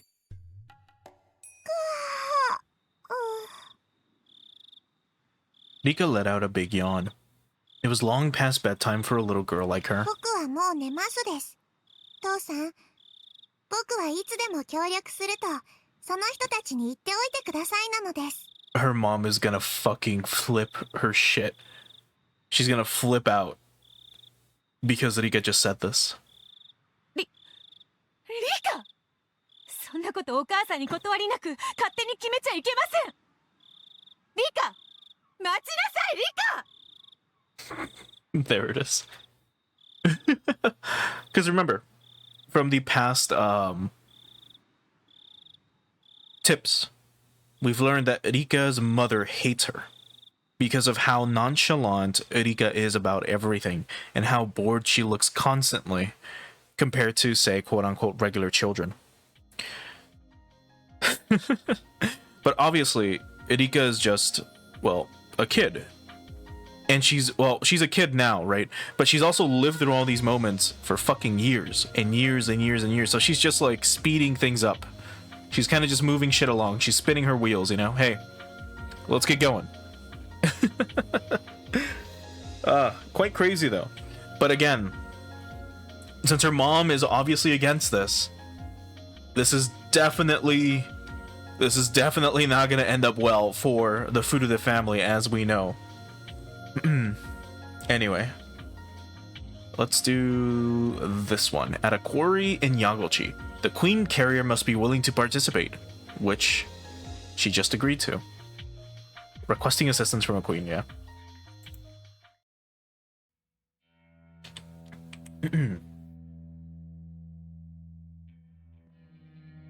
God, it's like, before we continue though, imagine like, we've talked about this a bit before on past post-chapter discussions, but imagine again, you start this game for the first time, you choose to read this whole visual novel on your own, and then halfway through you're like, fuck it, I'm gonna spoil myself as to what happens after chapter 1. Because there's no fucking way, like what I'm thinking of has got to be 100% true. I'm gonna spoil myself on what happens. So you read a summary of what happens in chapter 8, right? Or you look up what the mystery is, and you go from thinking, oh, Keiichi, let's say, I don't know, oh, Keiichi's just insane, and the people in this village, are full of like murderers, right? And that they perform like ritual sacrifices to their god or some shit. And then you look up the summary of the series.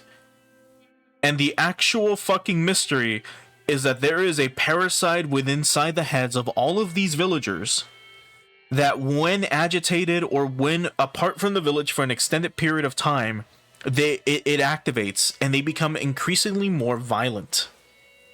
Which then results in a research institute being set up to study them. And then a mass genocide occurs so that a woman can live forever as a quote-unquote god in order to avenge her grandfather. Can you imagine going from the first chapter to this? You would have to be outside of your goddamn fucking mind to for some reason think that's a good idea. And like I said, we've talked about this exact same scenario on the post-chapter discussion, where Billy told me that someone actually did that. Someone on Reddit apparently was like, "Oh, this mystery is way too easy. This is what happens." After they had read chapter 1, they posted it on like the main subreddit, and people were telling them, "Look, you should probably just keep reading. You really should just keep reading the story." And they're like, no, fuck this. I'm going to spoil it for myself. I know I'm right. So then they looked up the summary. They spoiled the game for themselves. And then they had a fucking mental breakdown. Well, not a mental breakdown, but they started, getting fucking mad that, that they were wrong. And that the mystery was something completely fucking different. Anyway. How many have we done so far? Done 1, 2, 3, 4, 5, 6, 7, 8. We've done 8. Let's try to do at least 2 more. Or this is the 8th one. Let's try to do at least 2 more after this. And then we'll see if we keep going after that. But anyway, when researching Hinamizawa syndrome, there is something very important that needs to be discussed first. If something happens to the Queen Carrier, the village will collapse. In this article, my grandfather called it the most dangerous situation. According to my grandfather, if the Queen Carrier dies, all the infected persons will go terminal within 48 hours. This may sound unbelievable at first, but research on the collapse of past local religions and group suicides around the world should indicate that there's some truth to it. Among all the mysterious incidents around the world, there are some that were caused by parasites controlling entire communities, very similar to Hinamizawa syndrome. Grandfather picked a few cases that are very similar to the syndrome and investigated them. As a result, he confirmed multiple cases of entire communities losing their minds after the death of a religious leader or founder and finally annihilating themselves. He stated that, on average, it happened within 48 hours. It's clear that infected people are affected by the Queen Carrier, and the condition of the Queen Carrier is, in fact, affecting the entire village.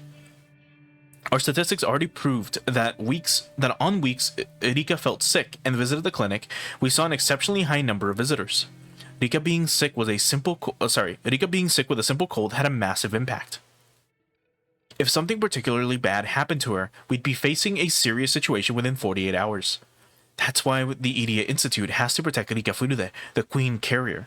It's the most important mission of the Hinamizawa Syndrome Research Project. She's already agreed to help us in our research, but we have to be very careful not to put her in any danger. Also, we have to protect her from anyone who would try to harm her.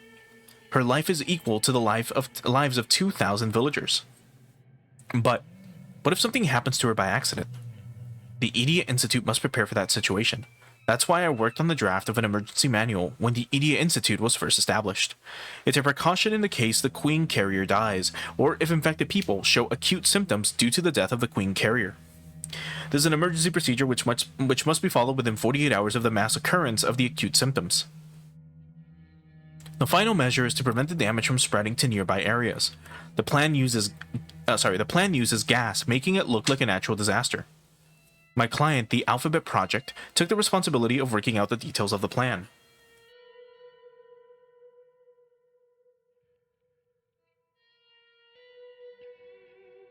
They are used to dealing with things like nuclear and biological weapons, so they ended up being such a big help.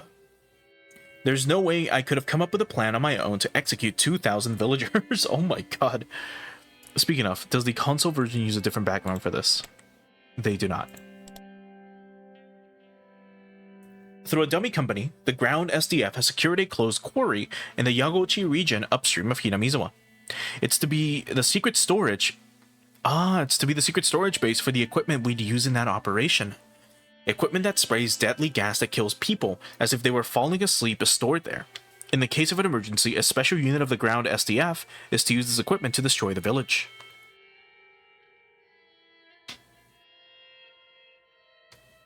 However, preparing for the execution of the villagers itself is politically dangerous. So, if I'm going to insist on them getting the equipment ready, I have to make them understand how dangerous Hinamizawa Syndrome is, and also how urgent the need is to have a contingency plan. I have to prove the need for the plan by showing them enough data. So the files my grandfather kept intact come in quite handy. When the clients read my grandfather's articles about the syndrome, they were surprised to see how catastrophic things could be in the worst case scenario. つまり女王である一人の少女に何かがあれば村人2000人以上が全員錯乱するということなのですね。はい。南沢症候群に極めて類似するいくつかのケースでは集団自殺を示すものが少なくありませんが、南沢症候群の場合、強い疑心暗鬼や過剰なまでの危機意識から何かの過剰防衛を行う可能性があり、被害は感染者2000人にとどまらないものと推定されます。それらは無政府状態の暴動から始まり、猟奇的なあるいは宗教的終末感にも似た異常な状況を作り出すでしょう。これに対する事前の鎮圧策を用意しなかった場合、世界の注目を浴びることは避けられません。また、その猶予は事態発生から48時間しかありません。つまり、いざことが起こったらもう誰にも防げないということですな。感染者全員を48時間以内に全員治療することは不可能なのかね？無理だろう。それに治療方法すら確立していないし、研究所の規模では村人全員の救済は物理的に不可能だ。Yeah. Plus, imagine, Rika dies. Do you think everyone would immediately line up to go to the clinic? They wouldn't. And how would you explain giving them like a shot or something? You couldn't. So, it'd be pretty fucked up and pretty difficult to do all this shit. しかし、このような恐ろしく珍しい病気があるとは、世の中わからんもんですな。常に最悪の事態に備えることは国防にも通じますし、我々アルファベットプロジェクトの理念でもあります。そして使うことが目的なのではなく、備えることそのものが肝要なのです。確かにおっしゃる通りですな。運用規定については決済区分の強化などまだ検討したいところはありますが、最悪の事態に対応する準備が必要だということは理解できました。都市沈黙船の研究班に南沢地区沈黙船のシミュレーションをさせましょう。これは至急行われる必要があると思います。こうしている間にも女王感染者の少女が車にはねられて死んでしまう可能性だってあるのですから。高野さんさ、ありがとう。また質問しますので着席してくださって結構です。Thanks to a push from one of my backers, things were decided without too much of a problem. It took me almost all day to explain it to them, but it only took a short time to come to a decision. Nobody criticized, ridiculed, or tried to reject my grandfather's articles out of hand. Unlike in the past, in the files they're all reading today are the very same shameful articles those haughty authorities left their footprints on as they trampled them and my grandfather's heart. The writing there is a little weird, but they aren't ridiculous articles. They're reading what was once rejected.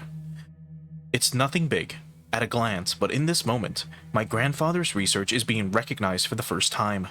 My heart is filled with satisfaction to see people discussing amongst each other while pointing to my grandfather's files and raising them as proof. I've worked so hard for this day. Grandpa in heaven, can you see this? Okay.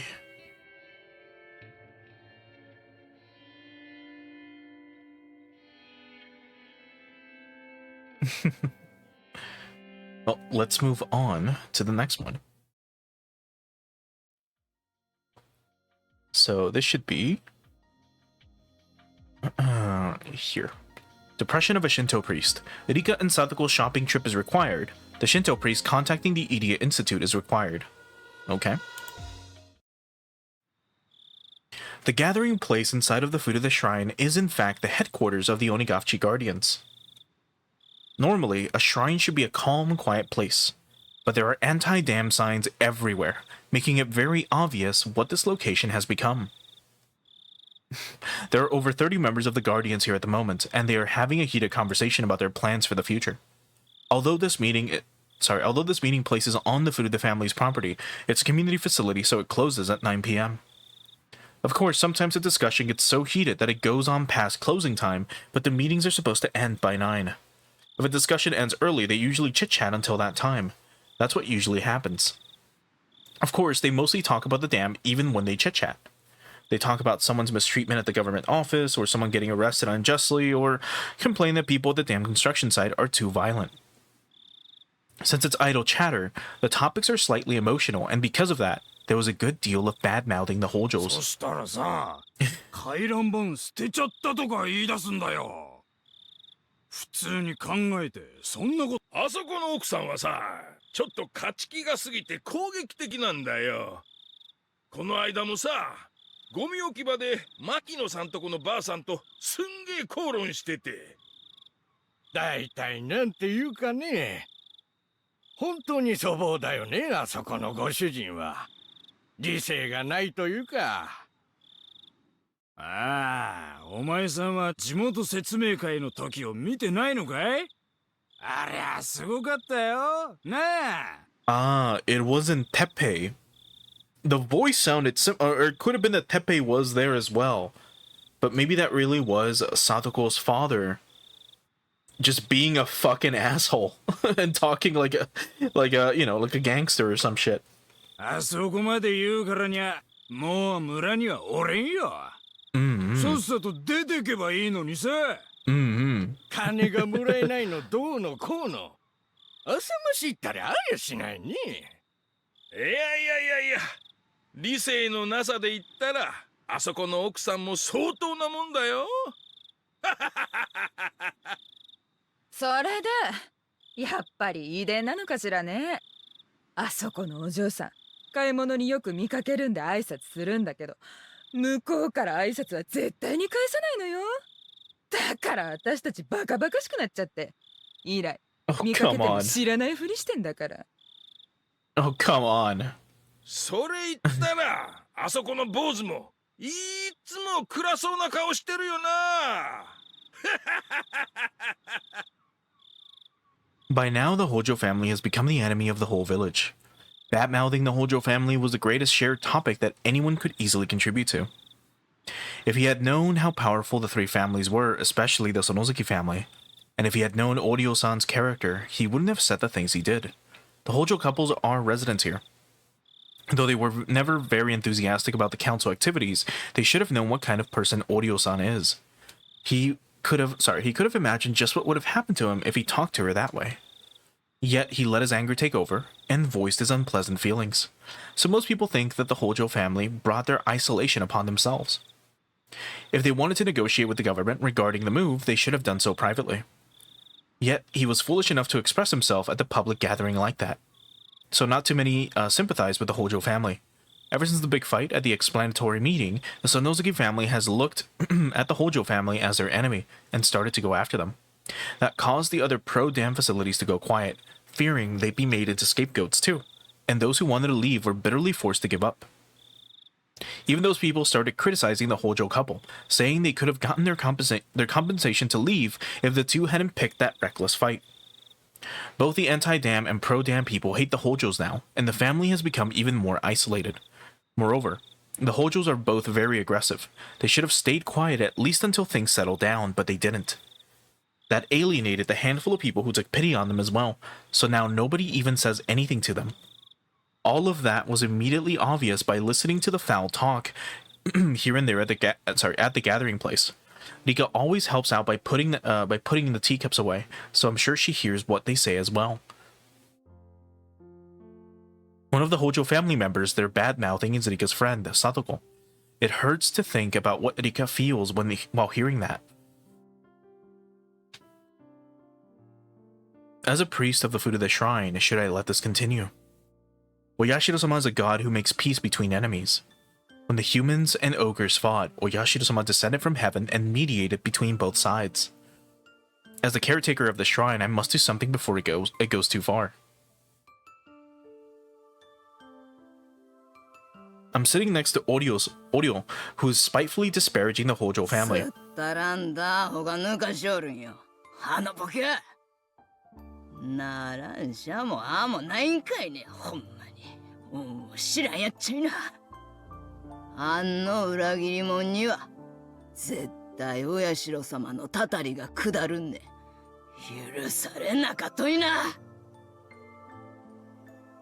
The elderly people cheer her on as they listen to her speak. If I barge in now, I have a feeling it won't be a peaceful conversation, but I have to make up my mind. As the priest of the Furude Shrine, also for the sake of Rika's friend Satoko. お嬢さん、北条さんの悪口を言うのはそろそろこれくらいにしませんかね。なんで何倍よりおるんかいな。いや、北条さんもそんな悪気はなかったと思うんだが、あまりいつまでも尾を引くのはかわいそうだと。しゃーらしいね。おめあれを聞いちゃどんなすったらもあんとね。I seriously thought she was gonna say, shut up. おしゃーらしい。しゃーらしい、しゃーらしい。Oryo is the head of the Sonosuke family, the heir to the ogres. She never forgives anyone who stands against her, so there's no way she would even listen to what I'm trying to say. Oryo and the others became furious and refused to listen to me. I also mentioned that the dam construction plan will be cancelled soon, so they should calm down already. I said that because the staff at the Idiot Clinic told me that the government is putting some kind of pressure on the Ministry of Construction. But thinking that I'm being an opportunist, soon criticism of me began to circulate the room. After that, I realized that I've become branded as a fence-sitter. If the ogres are willing to listen, then there's a chance to make peace. But how can I make peace with people who refuse to listen? I destroyed their mood, so I just have to give up and shut my mouth. Then I felt a little hand on my back. リカか。もう遅い時間だから家に戻っていなさい。私たちがいくら努力しても届かない。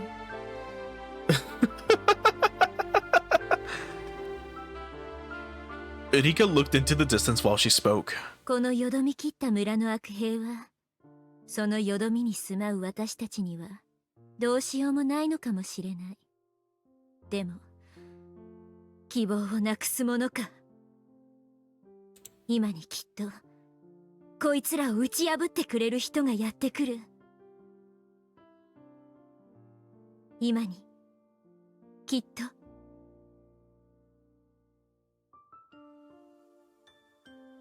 Her eyes shone as if seeing a future that only the maiden of the Furude Shrine could see. God damn, dude. Imagine being the priest at that specific moment and having this exact scenario just play out, where your daughter all of a sudden starts talking in a different tone, in a different voice, using pretty complicated language for like a 9-year-old.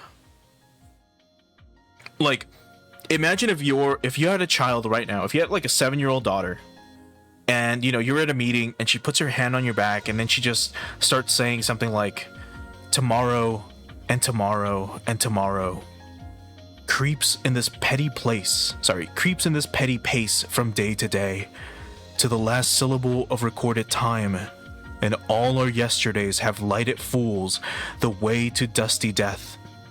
Out, out, brief candle, life's but a walking shadow, a poor player that struts and frets his hour upon the stage, and then is heard no more. It is a tale told by an idiot, full of sound and fury, signifying nothing. And then she just goes like, Nipa, and fucking walks away. Can you imagine being in that fucking scenario?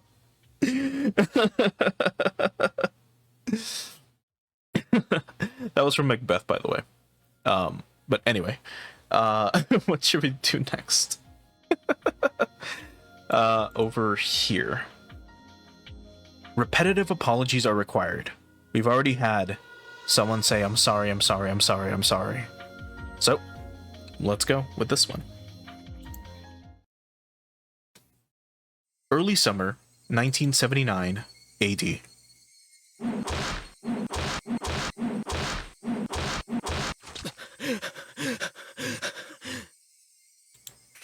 腐ってる。やべえよ、やべえよ。監督、監督、返事してくださいよ。監督。あ、ほんだら。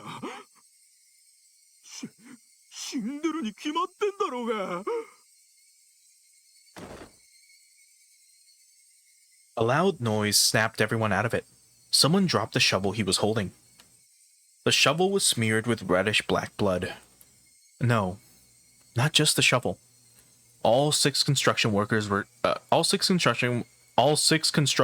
clothes were blood-soaked too.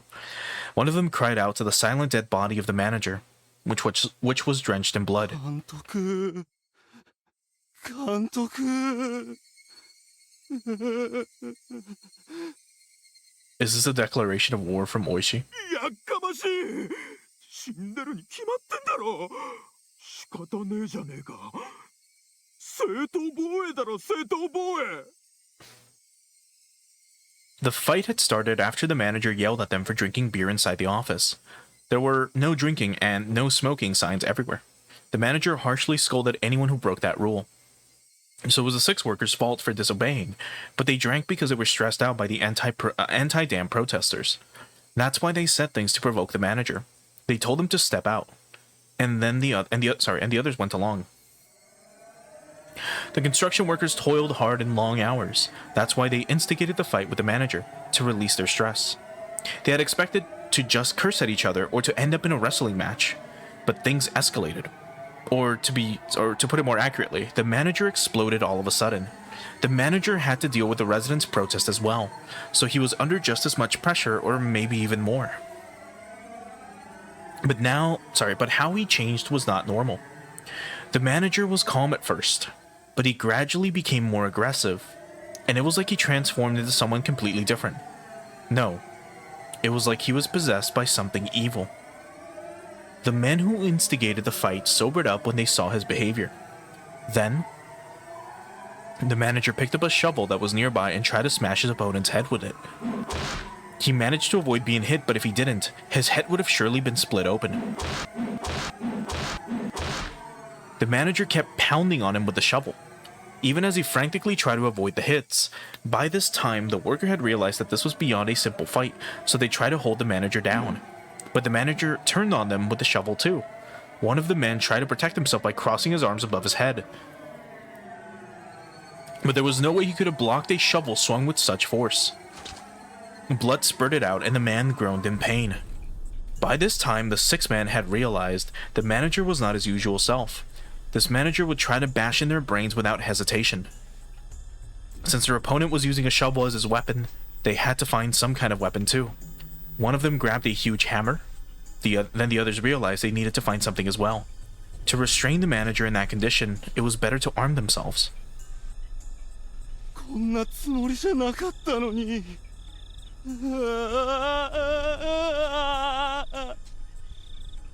It didn't take that long for the madness to infect the 6 workers. It was only a matter of time before they went from restraining him to lynching him. By the time they realized what had happened, the manager was already a lump of meat. His face was swollen, shreds of skin had been torn off, and his muscles and skull were visible. Oh my god, were visible too. Obviously, he was quite dead.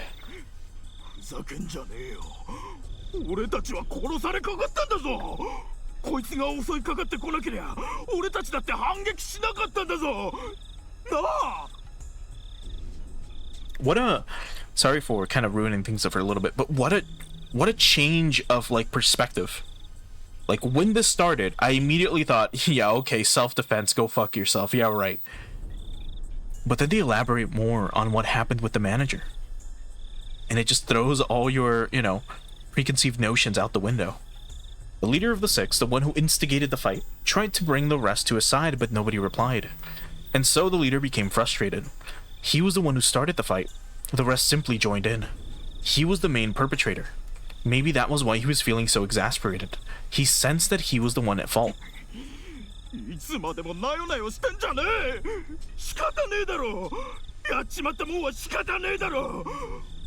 What do you mean, we?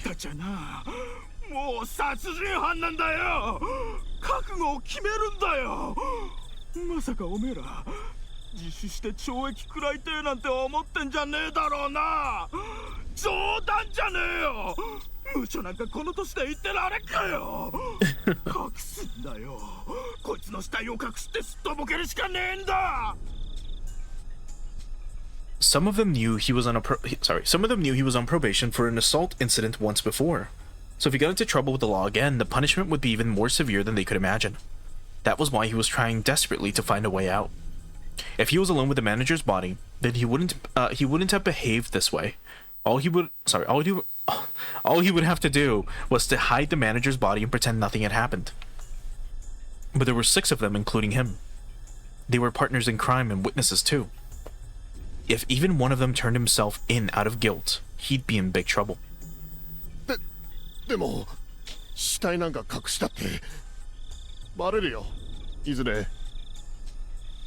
それより正当防衛ってことでちゃんと主張してその甘ったれたこと言ってんじゃねえこれだけズタボロに殺しちまってんだぞ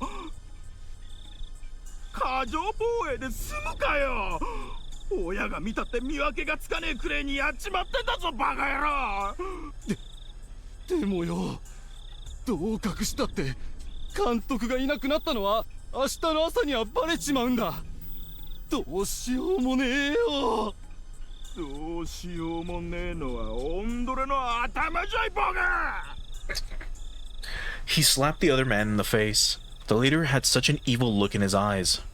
いいかボケども俺たちはな殺人犯なんだ殺人犯ぐずぐず言ってりゃ5年6年食らい込まれちまうんだよ俺らの中に一人裏切り者がおってみろ全員が捕まっちまうんだよ懲役をなめんなどうせ捕まる覚悟だっちゅうんなら死ぬ気で逃げまくってやるんだ年貢の納め時になったら好きなだけ覚悟を決めりゃいいんだ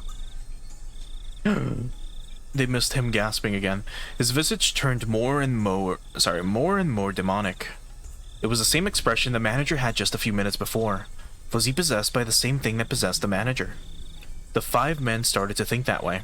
Now that they considered it, all the villagers in the anti-dam protests had the same expression on their faces too. The real name of Hinamizawa was Onigafchi village. People said that wicked ogres lived there, and sometimes they possessed people. The men couldn't help but to recall that exaggerated story so often told by the demonstrators. The manager swung the shovel after his expression changed to that ogre one. There was no guarantee that this man wouldn't do the same. In fact, he was still squeezing the hammer in his hand, glaring at everyone and threatening them.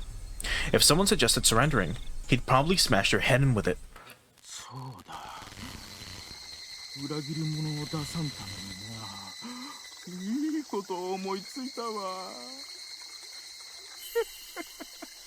Oh, this song. 死体も隠しやすくなって一石二鳥だぞ。どんな手だい？この野郎の死体をな、みんなで仲良くこの人数で割り算するんだ。そりゃあ。They all wanted to object to the idea. Killing him was a serious crime itself. Dismembering the body would be too much. But if anyone objected, he'd be killed on the spot. So no one said anything. この野郎が日頃言ってんだろ。共同作業だよ。全員共犯だ。それでバラした部品は各自が責任を持って隠すんだ。なあ、これなら全員仲良くしたんだろう。自分だけ罪が軽いから自首しようなんてずる抜けは許さねえってわけさ。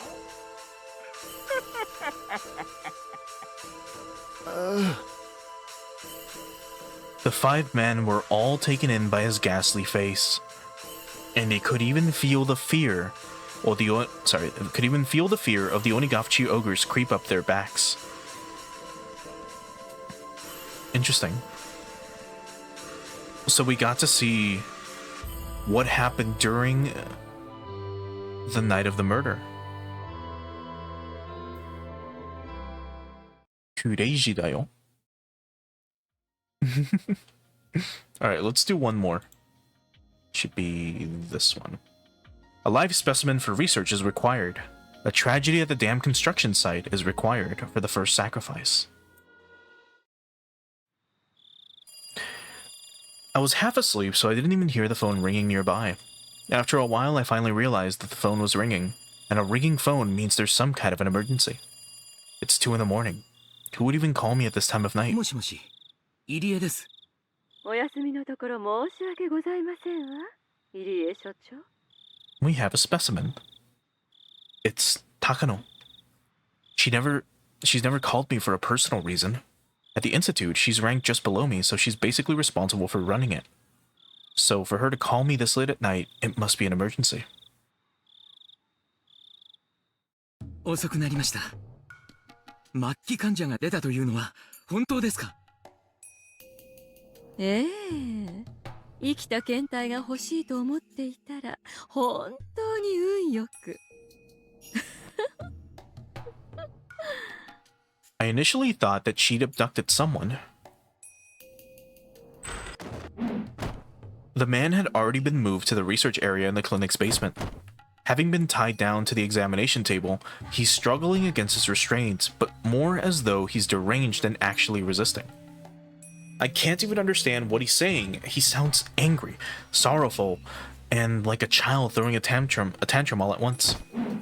It's obvious that he's not in the right state of mind. とにかく麻酔で眠らせましょう。このままでは自分の舌を飲み込んで窒息しかねません。もう少し状態を観察したかったのですけれど、仕方ありませんわね。One of the staff with a white gown got the anesthesia ready. Even a normal person would struggle to escape a restraining table in the suspicious room, but this man's behavior is at an abnormal level. I'm sure Okonogi-san and his friend from the Mountain Dogs are the ones who captured him. Capturing a man in this state of mind couldn't have been an easy task. According to Takano, she ran into this patient on her way home from the clinic by accident. She brought him back here, tested him, and the result came back positive. Of course, I have no intention of just believing what she's telling me. But there is no question that this man is at the terminal stage, and a live specimen is exactly what we need to research the syndrome. この男は何者です？ just hee hee hee hee.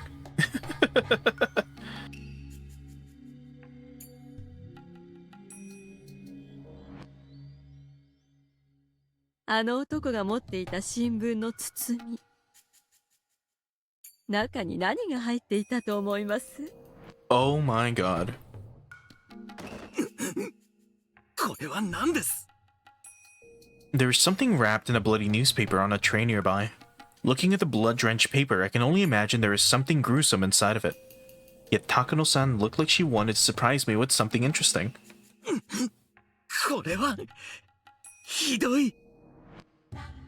It's a bloody right arm. The man on the table still has his. This right arm doesn't belong to him. So who does it belong to? I'm used to looking at things like this as a doctor, but the horrible cross-section makes me want to look away. It wasn't done it wasn't done according to a medically acceptable method, that's for sure. It was obviously done out of cruelty. 状況から考えて、この男が切り取ったものと考えていいでしょうね。つまり彼は近隣で起こった何らかの死体遺棄事件の犯人ということですね。 At that point, there was no way of knowing who the right arm belonged to. But the next morning, the murder of the damn construction site director was reported, and they mentioned that his right arm was still missing. So we learned who the arm belonged to. この男、前科者だそうで、しかもその上、執行猶予期間中だとか。にもかかわらず、また罪を犯してしまうなんて。それで、殺人の発覚を恐れて、遺体を隠そうと思ったのでしょうね。状況にもよるでしょうが、懲役数年で済むというものではなさそうですね。入江所長もこんな社会のクズが相手なら解剖に躊躇はないのでは？社会のクズがさらに犯罪を重ね、さらにその上ひなみ沢症候群で凶暴化したのか、それとも前科を悔いる善良な小市民がひなみ沢症候群で凶暴化して罪を犯したのか。前者ならともかく、後者ならば彼には何の罪もありませんよ。That's why Hinamizawa syndrome is so terrifying. We can't tell if the syndrome is the cause of the crime or if it's simply a problem of a human nature. But what causes a defect of a human nature in the first place? That was precisely Idia's area of research. Hate the crime, not the criminal. Can criminals only be corrected by punishing them with imprisonment? If a person commits a crime because of a mental disorder, but then gets treatment, he is corrected. In other words, there are no crimes in this world, only patients awaiting treatment without anyone else being able to understand them. In medieval times, patients with mental disorders were said to be possessed by demons when they were either confined or killed. Centuries after, they were finally acknowledged as mentally ill people who needed treatment. Perception can change with time. Even if they are called criminals now, maybe after several centuries, those criminals will be acknowledged as patients who were entitled to appropriate treatment, explaining crimes through illness instead of malice. That's my life's work. Hinamizawa syndrome is a strange disease that can support my theory.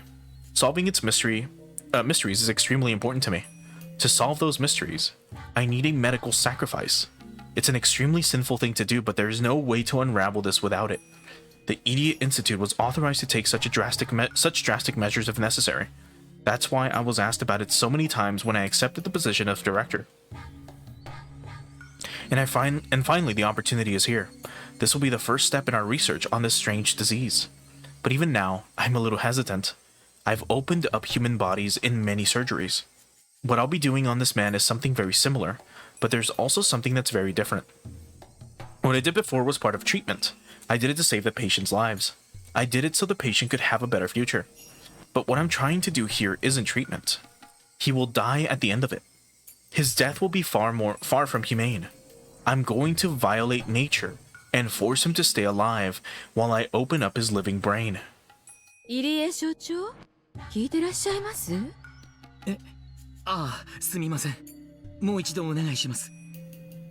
解剖計画書を提出し、東京に応援を要請した方が良いかと思います。何しろ単に生きてるだけでなく末期症状を起こしている大変貴重な検体ですもの。慎重な解剖が求められますわね。そうですね、おっしゃる通りです。そのようにしましょう。それまでに数日の猶予があると思います。そこで麻酔を解いていくつかの反応実験をしてみたいのですが。危険ではありませんか？たとえ拘束を解かなくても何が起こるか分かりませんよ。ようやく手に入った生きのいい検体なんですもの。ただ脳を覗くだけじゃもっ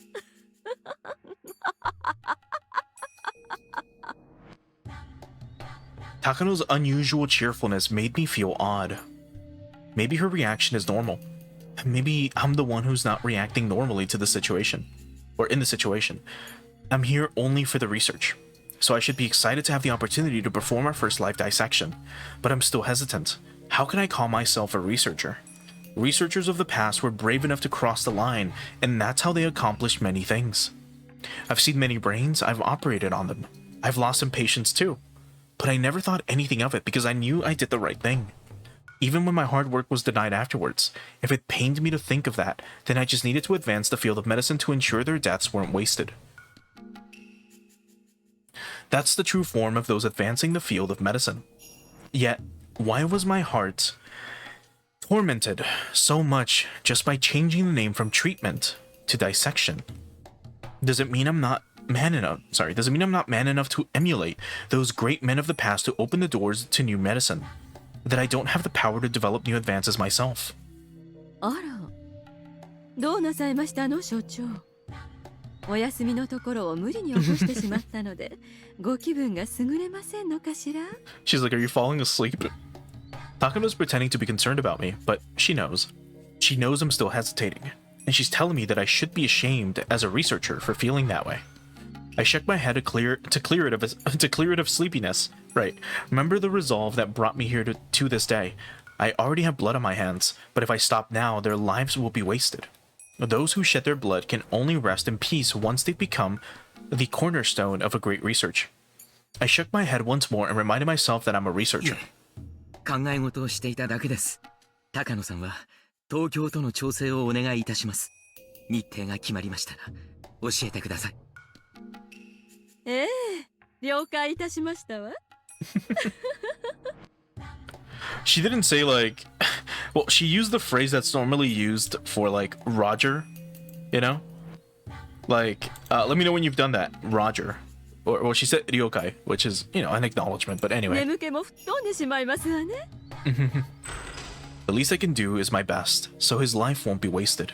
If he bleeds, I can't waste even a drop of his blood. After scolding my staff for their indiscretion of discussing the dissection with such excitement, I returned to my office. After telling my workers, hey, don't get too excited about the specimen, I fucked off. That's so funny.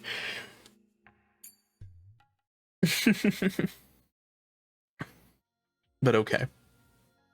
I think we've reached a good stopping point for today. How many have we done? 1, 2, 3, 4, 5, 6, 7, 8, 9, 10, 11. We've done 11. 11 of... Let's see. Because this is 49? 51? Yeah, 51. There's 51 total. Yeah, it's 8 per page. Yeah. Yeah, 36, 42, 49, and then 51. Okay. So we've done, once again, 1, 2, 3.